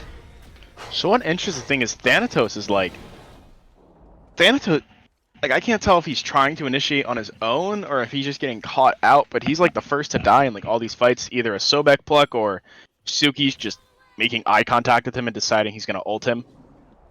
But I think this Noxus needs to find a way to like kind of just back up and like maybe just start initiating with the ultimate once his Achilles or Fafnir goes in. Yeah, and I mean, there you go. Noxus just falls again, engaging on his own, like you were saying. And Scopy needs to start being a little more careful here. Scopy just gets this ultimate up every time someone shows up and gets in his face. He's ulted every time Thanatos has come around. He's ulted in every team fight. I think he even used it in 2 separate, or 1 elongated team fight twice. The amount of cooldown he has right now is insane. I mean, he's sitting at 30% right now, right? I mean, he's got Genjis. Yeah, 30%. Well, he actually, no, he has 40 now. He went he's going into the Erendite now, which puts him at 40. Oh, good point. And he's got a very bruiser build. Like, for not being super tanky, he's acting pretty tanky. And he's got the sledge, so he's definitely getting some health. Yeah, I think normally you want to go that Pridwin in that last item slot. However, I feel like he just feels like he's so far ahead, and he is, I think, that he can just go this Erendite here. Yeah. And the damage is going to pay off, and it's going to give him the max cooldown that I'm sure he wants. Yeah, because if he goes Prudwin in this slot, he does kind of overcap on cooldown, which I guess he shouldn't be too worried. Nickryan walks right into that. But I don't think he should be worried about overcapping. I agree. I would rather see him build defense just to make it that much harder to kill. He's doing enough damage in these fights as he finds Mylantson in the back on the zone. Ice Age is going to drop the Fire Giant, but they're not looking for a fight right now. It looks like they might actually go for the reset here. Well, X-Ball's not there. X-Ball's split pushing this left lane at the moment. Oh. He's going for those towers, so I like this. I like this a lot. Skogs kind of just gave them the FG because they couldn't really defend it. X-Ball's going to get that tower and left, and then I think they're going to come back and try and defend one of these birds. Well, okay, yeah, I mean, yeah, it was a good play, and they got that's the tier 1 tower down on the left side, so it's 1 tower down, but I don't know if that's the play exactly. Like, I see your point there, but it's 1 tower, and it's a tier 1 tower that I'm sure Ice Age are completely willing to give up. There's still 5 towers on the map, and that's not including birds. Like, I'm not saying like it's the greatest play for the Skogs, but the Skogs are heavily behind right now. All they're looking for, the Skogs are looking for the tiny wins right now. Getting that tower, like no one dying. I don't believe anyone died at the FG, and they're just looking for the tiny wins right now to slowly get back and have any hope of winning this game. Well, it's definitely going to be a hard, long crawl. I think, honestly, if I'm Skogs, tiny wins are great, but I think I'm really looking for a major clapback on a defense or something right now. Like, I don't think tiny wins at 24 minutes is going to help them climb back into this. It's going to be a tough one, especially with their support being 3 levels down and their jungler being 5 levels down. This late game jungle on the Kali has turned into something of a powerhouse, being 5 levels up on a Thanatos. Early game didn't go great for Noxus, and now late game is honestly just going that much worse, as Oni Fury doesn't even last long enough to have a say in it. I don't know why I don't know why the support is popping these frenzies on like these Gold Furies when especially when no one around. Test, and then when no one's around. Although X-Ball looks like he wants to just get another tower here, but I think they're gonna pay a price for this. There are 3 members of Skogs in right jungle. If Ice Age knows this, but Rama's a little far back, so maybe they can't really get much advantage off of it. They're gonna wait till he collects up there. They sent Rama back to get the wave. They're gonna try and push this with waves, but that does give Skogs a chance to at least stack up and turn this into a 5v5 under Phoenix. And this is only base Fire Giant. Sieging with base Fire Giant is very difficult. And But they have the actually, Oni waves. they do have the Oni waves, and they're waiting on these Oni waves to collect at the Phoenixes. As a matter of fact, what they're doing now is peeling off of the left Phoenix, and they're actually going to come around into the mid and start pushing these waves up instead of pressuring the Phoenix, which I think is a really good idea. Get this last tier 2 down with your Fire Giant. Let these Oni waves push in. You're going to have free pressure. As the pings come out, they're going to go for this right side tower. I can't say I like this. I think they could have taken left and or mid bird. I think I think waiting for the Onis and using the Onis for pressure was correct, but I don't know why they didn't use the Oni pressure to get a bird versus... Because I don't think... There's no world right now where the Skogs defend that tower. Onis or not. I don't think there's any world, so I don't know why they would use their Oni pressure to take that tower. I think they could have just easily had their jungler, the Kali, go mid, because I don't think Thanatos is ever winning that 1v1 at the moment. I think it's not a... Oh, sorry, go ahead. And because I don't think Thanatos was ever winning that 1v1 with the Kali at the moment, because they had like those mid and left Onis, like the same point. So if they had just waited for them to catch up, I think that they could have easily gotten the mid and left bird and possibly ended the game. Well, it's a little bit of microplay on top of it, you know. They didn't just take that tower as they were moving through the jungle. They also stripped all the farms so they couldn't farm back into it. And I think this Fire Giant is running out of time. I'm not sure how much time they have left on it, but I do know FG should be coming down any minute with it being so close to spawning. I think it actually just dropped. I can't tell. No, they still have it. No, they still have it. I just got to disagree. I think they had more than enough time to get it. I like the idea of playing it safe. They lost that first game pretty handily, and they're just trying to make sure that they can stay into this. Mm-hmm. Going ahead and waiting for the next FG and maybe even trying to force a fight to make them have to potentially lose a fight with such a huge lead in their favor. I mean, the gold lead's sitting at like, I don't know. Can I see a gold graph because I'm bad at math? Yeah, the gold lead's sitting still at 15k, and Thanatos is still yet to even... I think he just turned over to 16 or 17. He's at 17, yeah. I think it's not the best play. I agree they probably could have used the pressure they already had with that Fire Giant buff as they finally do lose it, so I wasn't too far off. But they finally lose it. They're going to start grouping up on this right side as Scopey's actually all by himself, and he's going to take some damage from the support in the mid. Make him back off. But no one else is around to deal damage. Rama's split pushing left right now, I believe. Unless, no, he's walking over now. But Scopey's kind of getting poked out here before the fight begins. Maybe he'll just try and find a lane to heal up a Soul Eater before the next fight. He's definitely taken more damage than he probably was bargaining for. I don't think he was ready for how much poke he took in that fight. But the rest of the team is rejoining, and Scopey's going to back off now. Ow! Nickryan takes a lot of damage from that. This is a poke war that Skogs are actually winning right now. Yeah, they don't want to take the poke war with these guys. They have a Scylla. Scylla's just going to toss Crush, do 800 damage. They definitely don't want to take this poke war with this team. Scopey is healing up, though, quite nicely, I might add. He's already back to, well, he was at a 3/4 health. Yeah, they're just trying to de-ward. Oh, no. They just poked Scopey down. Scopey is so poked out right now. If they try to go for a fight right now, I think Scopey's going to have to sit back as Fire Giant's actually got the walls up. Now, Fire Giant's in a really weird spot where it's acting like it's being pulled, but it's not being pulled. This is coming from all the movement that's been inside the Fire Giant pit and all the attempts at de-warding. Yeah. Scopey really should back here. I think Skogs play aggressive here. If they know his beads are down, this Thana could go up, and they might be able to insta-kill Scopey here. He at least needs to throw the Bracer of Radiance down to try and give his team a power buff before this fight really begins. As Booneshine goes in with a pluck but misses, and now the fight is really on as Kali's going to find the ultimate here, and Mylantson just gets blown up. The ultimate from J-Man just misses, but over in the left lane there is a split push right now, but the fights is what we're worried about. Scopey did find a way to heal up, and he's going to find Noxus with that kill. Good crush from Scylla is going to put a lot of damage down on a lot of targets, but it doesn't matter. As Palm Top Tiger is going to go down. So and now they're looking at J-Man. I'm a little confused with that play from Sypha, or just the Skogs in general. Like, they were winning that fight, they won that poke war, but then when the fight started, Sypha was over and pushing up left lane. Yeah, this is the same conversation we had at the end of the last game, and in the last game. The carries just aren't grouping up enough. Like, Chaos Knight is definitely doing a lot of good grouping here. He's doing a lot better than he did last game. But Sypha, I think we just see Ice Age here just go and take this Fire Giant. I don't believe... no, they didn't take that right bird. Yeah, instead they just chose to come back, get this Fire Giant, and then they're going to go look. And then they could just walk over.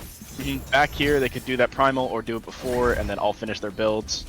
Yeah. And then just run it down, probably look at this left. I think they should do a...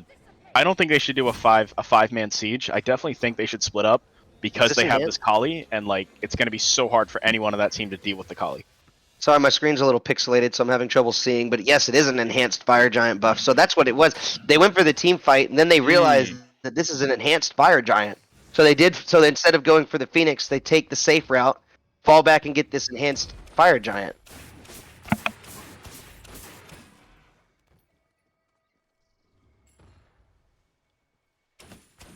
Yeah. Ice Age is making quite a few plays, I will say, but they're playing it safe. But at a point, they're actually kind of too safe. Because like, what is it? So that was a free bird. What is it? So they went from that last Fire Giant. They were only, I think there was only two members on the side of Skogs, only one member on the side of Skogs who was level 20 when they chose to not push with those Oni minions, and now they do have EFG, which is going to make these sieges a lot easier, but now they've allowed all 3 birds to be up at full HP, and then, now they have 3 members that are all level 20. And they've farmed up enough in this game now that they've, caught up. But this bird's going to go down quite quickly as you have Soul and Rama beating on it. Nickryan's going to find a kill into Sypha. That's the ADC down. J-Man isn't going to be able to get out of this one. He's going to fall. That's both DPS down. Palm Top Tiger's going to get thrown back. Your jump can only take you so far, sir. Or ma'am. I'm still not sure. Nickryan's just doing BM at this point as he goes into the tower, goes under the fountain and dies. Noxus will collect that kill, but it doesn't matter. That's game 2. We're going to a game 3 in 31 minutes. Ice Age, with an interesting draft, takes the game. Yeah, I mean, they played it safe and they still caught the win. I just definitely think they could have played a little more aggressive there at certain parts. And I'll never, for a caster as a player, I will never hate on someone for playing it safe, but I do agree. They played it a little too safe. Yeah, that was border. I'm never like against safe, but the part I just don't understand is like there's no world where they defend that tower they chose to take instead. And they definitely had Fire Giant for enough time to siege that bird. But, they played it safe and they still got the win. Just definitely a little probably riskier than they had to do it. But Scopy played so well in that Tsukiyomi. Nickryan just gave him the lead over in solo, made Mylantson's life this game just not fun at all. No fun at all. And then Scopy was just a problem all game, like we were talking about with the cooldown, with the ultimates. And then that last fight, I don't know if you noticed, Nickryan just like blinked in on that X ball and just immediately took away, I think, like 70% of his HP, and then leaped on top of him and killed him. Nickryan built the Scylla. We keep talking about Scopy, who obviously he did have a great game, 9-3-16 with 26k player damage, but we gotta talk about Nickryan. I don't care about the player damage. Yeah, 13k player damage, and he's 13-2-8. That's involved. I'm really shocked by that. He really just ran an early game as a Kali jungle, and then just like he gave all his teams leads there. And here we see, Ice Age just played a really good game through all their players, and you can definitely tell that Scopy was Scopy and Nickryan were the carries this game. Nickryan's cleanup was amazing. That's why the player damage isn't very high. He came in, saw low health targets. Once the abilities were down, he just came in and cleaned and sweeped them up. He was like, "Okay, you guys did the dirty work. Let me come in here and I'll make sure that we actually get this cleaned up properly." 13-2-8 is an amazing slash line to end a game on, even with 13k player damage. But we're not giving enough credit to Booneshine. I think he was 80-85% on those blink plucks. He was getting beads constantly. There was so much pressure on backline beads from Booneshine in that game. Mm-hmm. And that really is what helps Scopy and Nickryan be the cleanup crew in that game. So I know he said that Noxus was out of position, but a lot of the times when he was out of position, he was like still safe, and the reason he got killed was because of those Sobek plucks. Mm-hmm.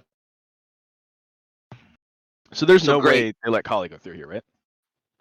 I think they got to take that away. That's a tough one, in my opinion, Kali is a feels bad ban. But if he's going to play it that good, there's no feels bad there. You do need to take that from him. Yeah, if he's gonna play that that well and give his whole team leads, I think he's earned the respect band because he he ganks solo repeatedly. Oh, but they choose to get rid of the Suki they choose to ban the Suki instead here. I think that's a good ban though, because Scopy played amazingly on that Tsukiyomi, and you're kind of like tossing it up here between meta bans and target bans. Kali had a really good game, but Kali didn't do it alone. So I think it's a good idea to get rid of the Soul, to get rid of the Suki. That way, at least if he goes back to the Kali, there's going to be a little bit less facilitation from the rest of the team for this Kali to really pop off the way it did, you know?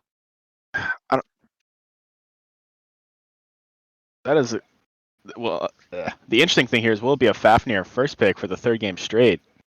Because I believe they first picked the Fafnir in both games so far. Ice Age has gone for the same three bans in all three games: Loki, Chiron, and Tiamat. So they're definitely comfortable, even with a loss. One thing that worries me though is it seemed like Pom Pop Tiger's support, right? Yep. I almost felt like they were struggling on the Fafnir last game. Like a lot of times it seemed like the mid laner was dying, and then there's your answer. The mid laner was dying, and then Fafnir was just now coming out of the transformation. So we do see them lock the Ganesh this game, which I personally like, because it seemed to me like Palm Top Tiger just wasn't able to peel for their team last game on the Fafnir. Yeah.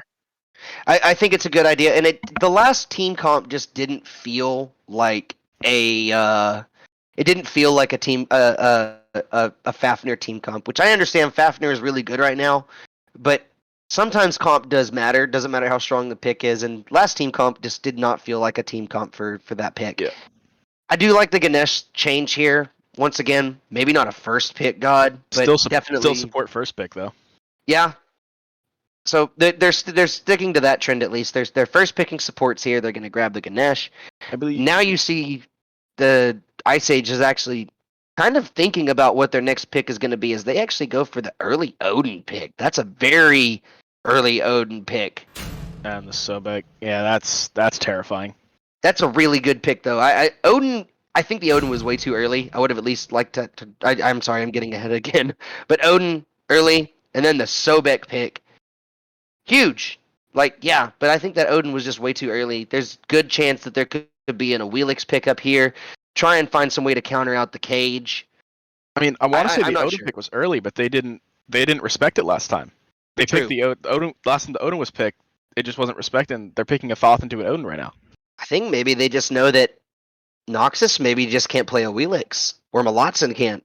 Because even if you put it in solo. But I'm not referencing that, but like Raijin's up, Scylla's up right now, two gods that get out of the Odin ult. And they're like hovering the Thoth at the moment, and the Jingwei, and Jingwei has to ult out of his ult, and now they switched it. There it is. There's the Raijin, and yep. Okay, I like that a lot. I like that a lot. Yeah, absolutely. I did not want to see them pick carries that get trapped in Odin ult again. Yeah, great pick. On her got the leap out. I mean, they're definitely already using the knowledge to their advantage. They're picking characters that can easily get out of Odin Cage. But, we were talking about how good Booneshine did on the Sobek last time. There's going to be a lot of pressure on Beads, especially now that you have an Odin pickup. I don't think this Odin pick's necessarily here for the cage. I really don't. I think he's going to have to be, because I think Odin might actually really struggle against this comp they have so far, because Ganesh can silence him out of the Bird Bomb and the I believe it's the Gungir's Assault is the 3. Yeah. And then Raijin can either taunt and or fear him and keep his abilities down, just make him unable to play the game. And so then maybe this game's going to come down to Nickryan, and he showed us last game that he can play jungle. So maybe it's going to come down to them maybe putting in a little too much effort to shut down Scopy, and Nickryan just being given the opportunity to go off. Maybe. I mean, it doesn't sound too far off from a decent strategy. Is now we see the Kali ban, which I think is a genius idea. Get rid of this Kali because he didn't pick it up in the first 3. He played it really well. So now we get rid of it. Very good. The other thing from them. No one opted to go Gilgamesh again in the top 3. Wow. Yeah. Wow. What the heck? Top. Yeah. Okay. I just got yelled at from production because I'm getting ahead of him. So I got to slow this down because we're seeing things before you guys are. So I apologize. Rama ban comes through. That is 4 bans on the side of Skogs being gods that were picked last game. I would say one of them is not so much a targeted ban because Soul did get picked, but I think she actually got banned away last game, and now it's Nickryan going to the Thanatos. Is this a disrespect pick? Better earn this man Nickryan of the Sharingan. Like, man's taking his opponent's jungler. Nickryan's going to the Thanatos after Noxus played Thanatos last game and didn't do too hot on it. This is a disrespect pick, isn't it? I don't know if Thanatos really fits into this comp very well. Well, yeah, I guess you could say he does because he's got Scylla. That's I pretty mean, I good think it setup can for work because an maybe he's ultimate. picking the Thanatos because he wants his Odin to cage this Raijin and on her, and Hold as on. they run away, he wants to chase them down with the Thanatos ult. But then we see the bottom two here. We see the Humbots that I believe was banned last game in bottom two, and the Ratatasker. So I'm assuming that Rat's going solo, and then Humbots is going to go into the jungle. Mylantson is going to take this Ratatasker into the solo lane with a huge teamfight ultimate on the Hunbots. Skogs came away with one hell of a draft. That's the only way I can put this. This is a draft that is designed to make Odin not enjoy the game. And then the last pick, Donzaburo, which is just insane to me. What just happened? It seems to me what Ice Age is aiming for right now is they want them to freak out from Odin Cage, and whenever they run away from Odin Cage, they're going to be getting Donzaburo ulted, Thanatos ulted, probably Sobek plucked into Scylla kit. Because Sobek and Scylla have one of like the nastiest combos in the game in terms of like pluck into damage. But all that being said, like,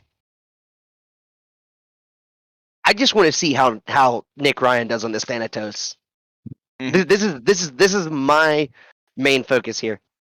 The disrespect. Thanatos, the disrespect pick, from what it seems, into Hunbot's Ratatasker, really good early game solo lane, really good late game jungler, and Thanatos just like, what is Thanatos at the late game? Tell me, because I'll tell you what I think Thanatos is in I the think late it's game. chase down this Raijin and on her once they jump out of the ult. Okay, then we're not too far off from being from each other. I was gonna say something along the lines of setup as well, just something to Mhm. dive the back line, stun them out, keep them from put pressure on beads with the Sobek.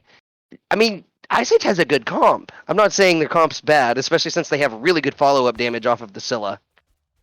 So what But I'm worried about is that Skogs did not play well against Nickryan's early game ganks last time. And then they opted to take Humbots, who doesn't want to gank early. He wants to farm to 5 and then go drop Fear No Evil on somebody's head. Mhm. While this Thanatos is probably going to go look to gank somebody the moment he, like, immediately. He's going to go look to probably put a scythe into this Ratatasker and just do what he did last game. So I'm curious to see if that's going to work again, or if they're going to, because I think Nickryan is definitely going to look for an early game gank here, just like he did last game, especially knowing they have the Humbots who's just going to want to power farm to 5. And I think depending on how those ganks go, could be either detrimental or very good for Skogs. Because if he looks for the ganks and he doesn't get anything while that Humbots is farming, then that Humbots is going to hit 5, get Fear No Evil, and just start going bananas. I also While wonder. Nice pun. I if the also wonder though. Thanatos gets Go the ahead. early game ganks. All right, that's all I had to say. You're up. Yeah, no. I also have to wonder if maybe Nickryan's going to take the same path thing that Noxus did. If you don't remember, in the second game, Noxus actually got first blood by ganking OfficialCheeto at the beginning of the game and killing him at level 2. And I wonder if not. I wonder if not Noxus. I wonder if Nickryan's going to do the same thing and take that same pathing that Noxus took and try and get a very early gank in the mid lane, like Noxus did. I definitely think Skogs. I think Skogs knows right now this Thanatos is going to come for someone's cheeks early. They know this Thanatos is going to come after somebody after last game. Couldn't have said And it better myself. I think they need to be ready for it.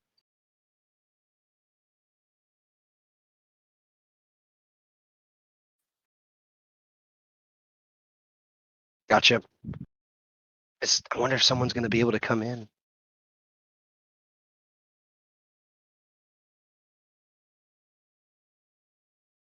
Mm. That's true. So unfortunately, this cast.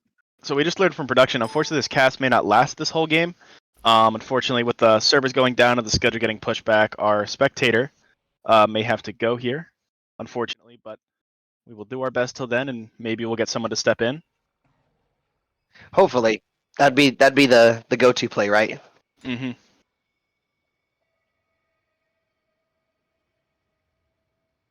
So I'm interested to see if this Ganesh goes beads, because I believe it was game one. I believe Ice Age was the team that went all beads. Yeah. And I'd be very shocked if he did it against a Fafnir support and then wait no. No, he was on the wait.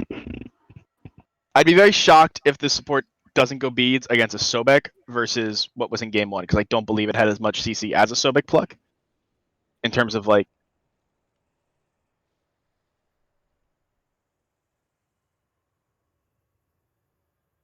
okay. So I am curious to see how this game goes. I mean I'm just assuming Nickryan's gonna get aggressive here, right? Like there's no world where he doesn't. I mean, it'd be the play. You want your Thanatos to just kind of start the game with that first blood, even though it didn't work out for Noxus. Mm-hmm. I just hope that like I just want to see like Skogs be ready for it. I want to see them like hold their vision shards, place them when that Thanatos is going to be coming around looking for those ganks. So I believe we are. Are we paused? No. Thought we were paused.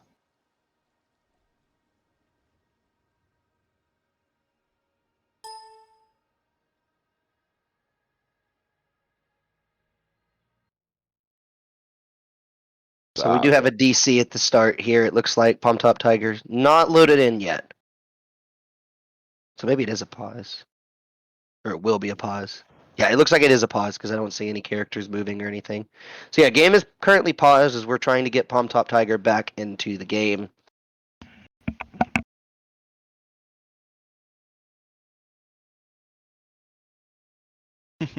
So judging by these comps, who do you think has the better comp for this game, Freaky?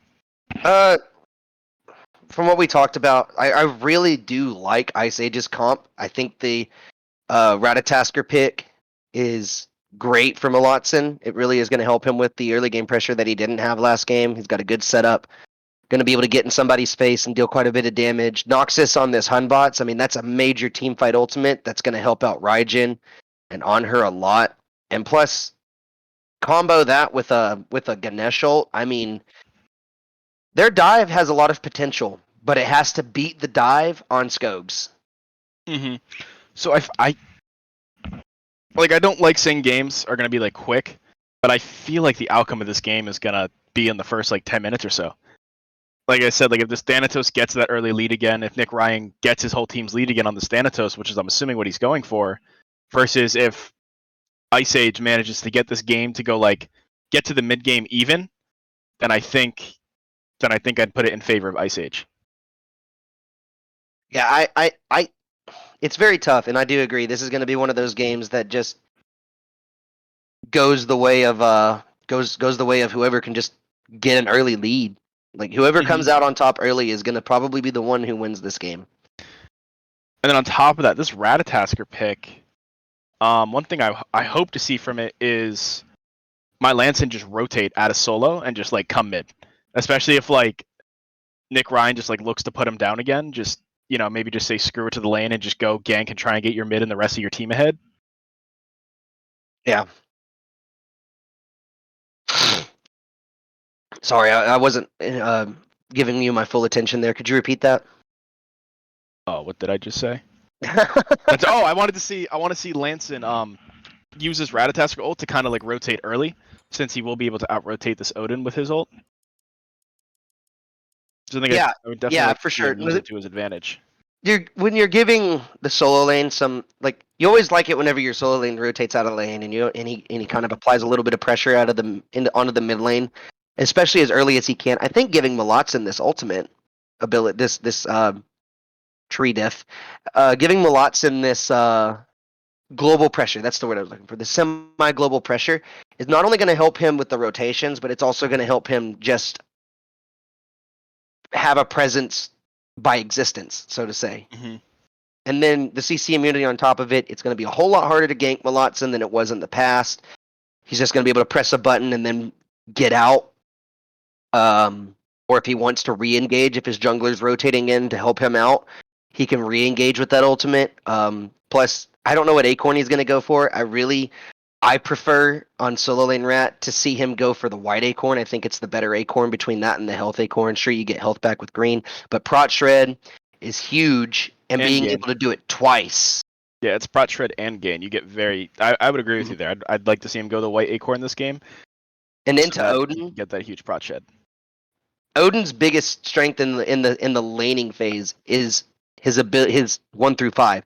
His early game is insane. He just does all this damage. Well, so does Rat, and Rat has a stun. So does Odin. I don't know. It's a heck of a boxing match. So one And thing to notice though, it looks like the Rat is not opting to go for like an acorn rush. He went the four multi-pots instead of trying to save on to like that 200 gold to maybe try and like acorn rush this Odin and just try and get an early kill. very nice actually. Well, we're not going to get to see how it plays out just yet because unfortunately we're going to have to end this cast because our spectator is unable to continue spectating. Can you spectate, Orima? Hold on. Give. I cannot. Hold on. Nickryan might give us something though. In this first minute, I'm hoping for it. I'd like to see if he does or not.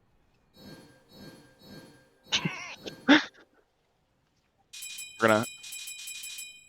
gonna watch Nickryan. He's got the blink. He didn't have to go the mannequins though, like He went for Nickryan eye. did. Yeah.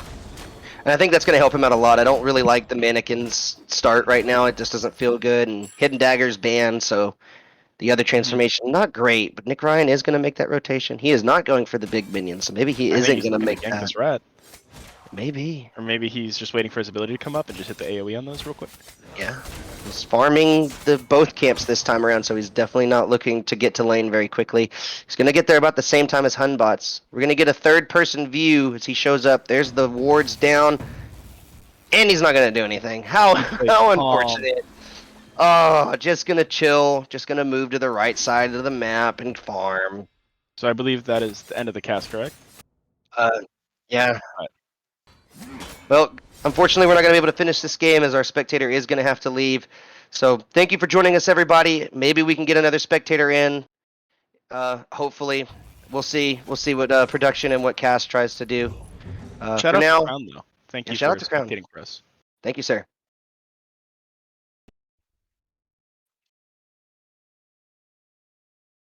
Again, thank you for joining us, everybody. And hopefully we get the stream back up. If we do not, have a good night, and thank you for joining us.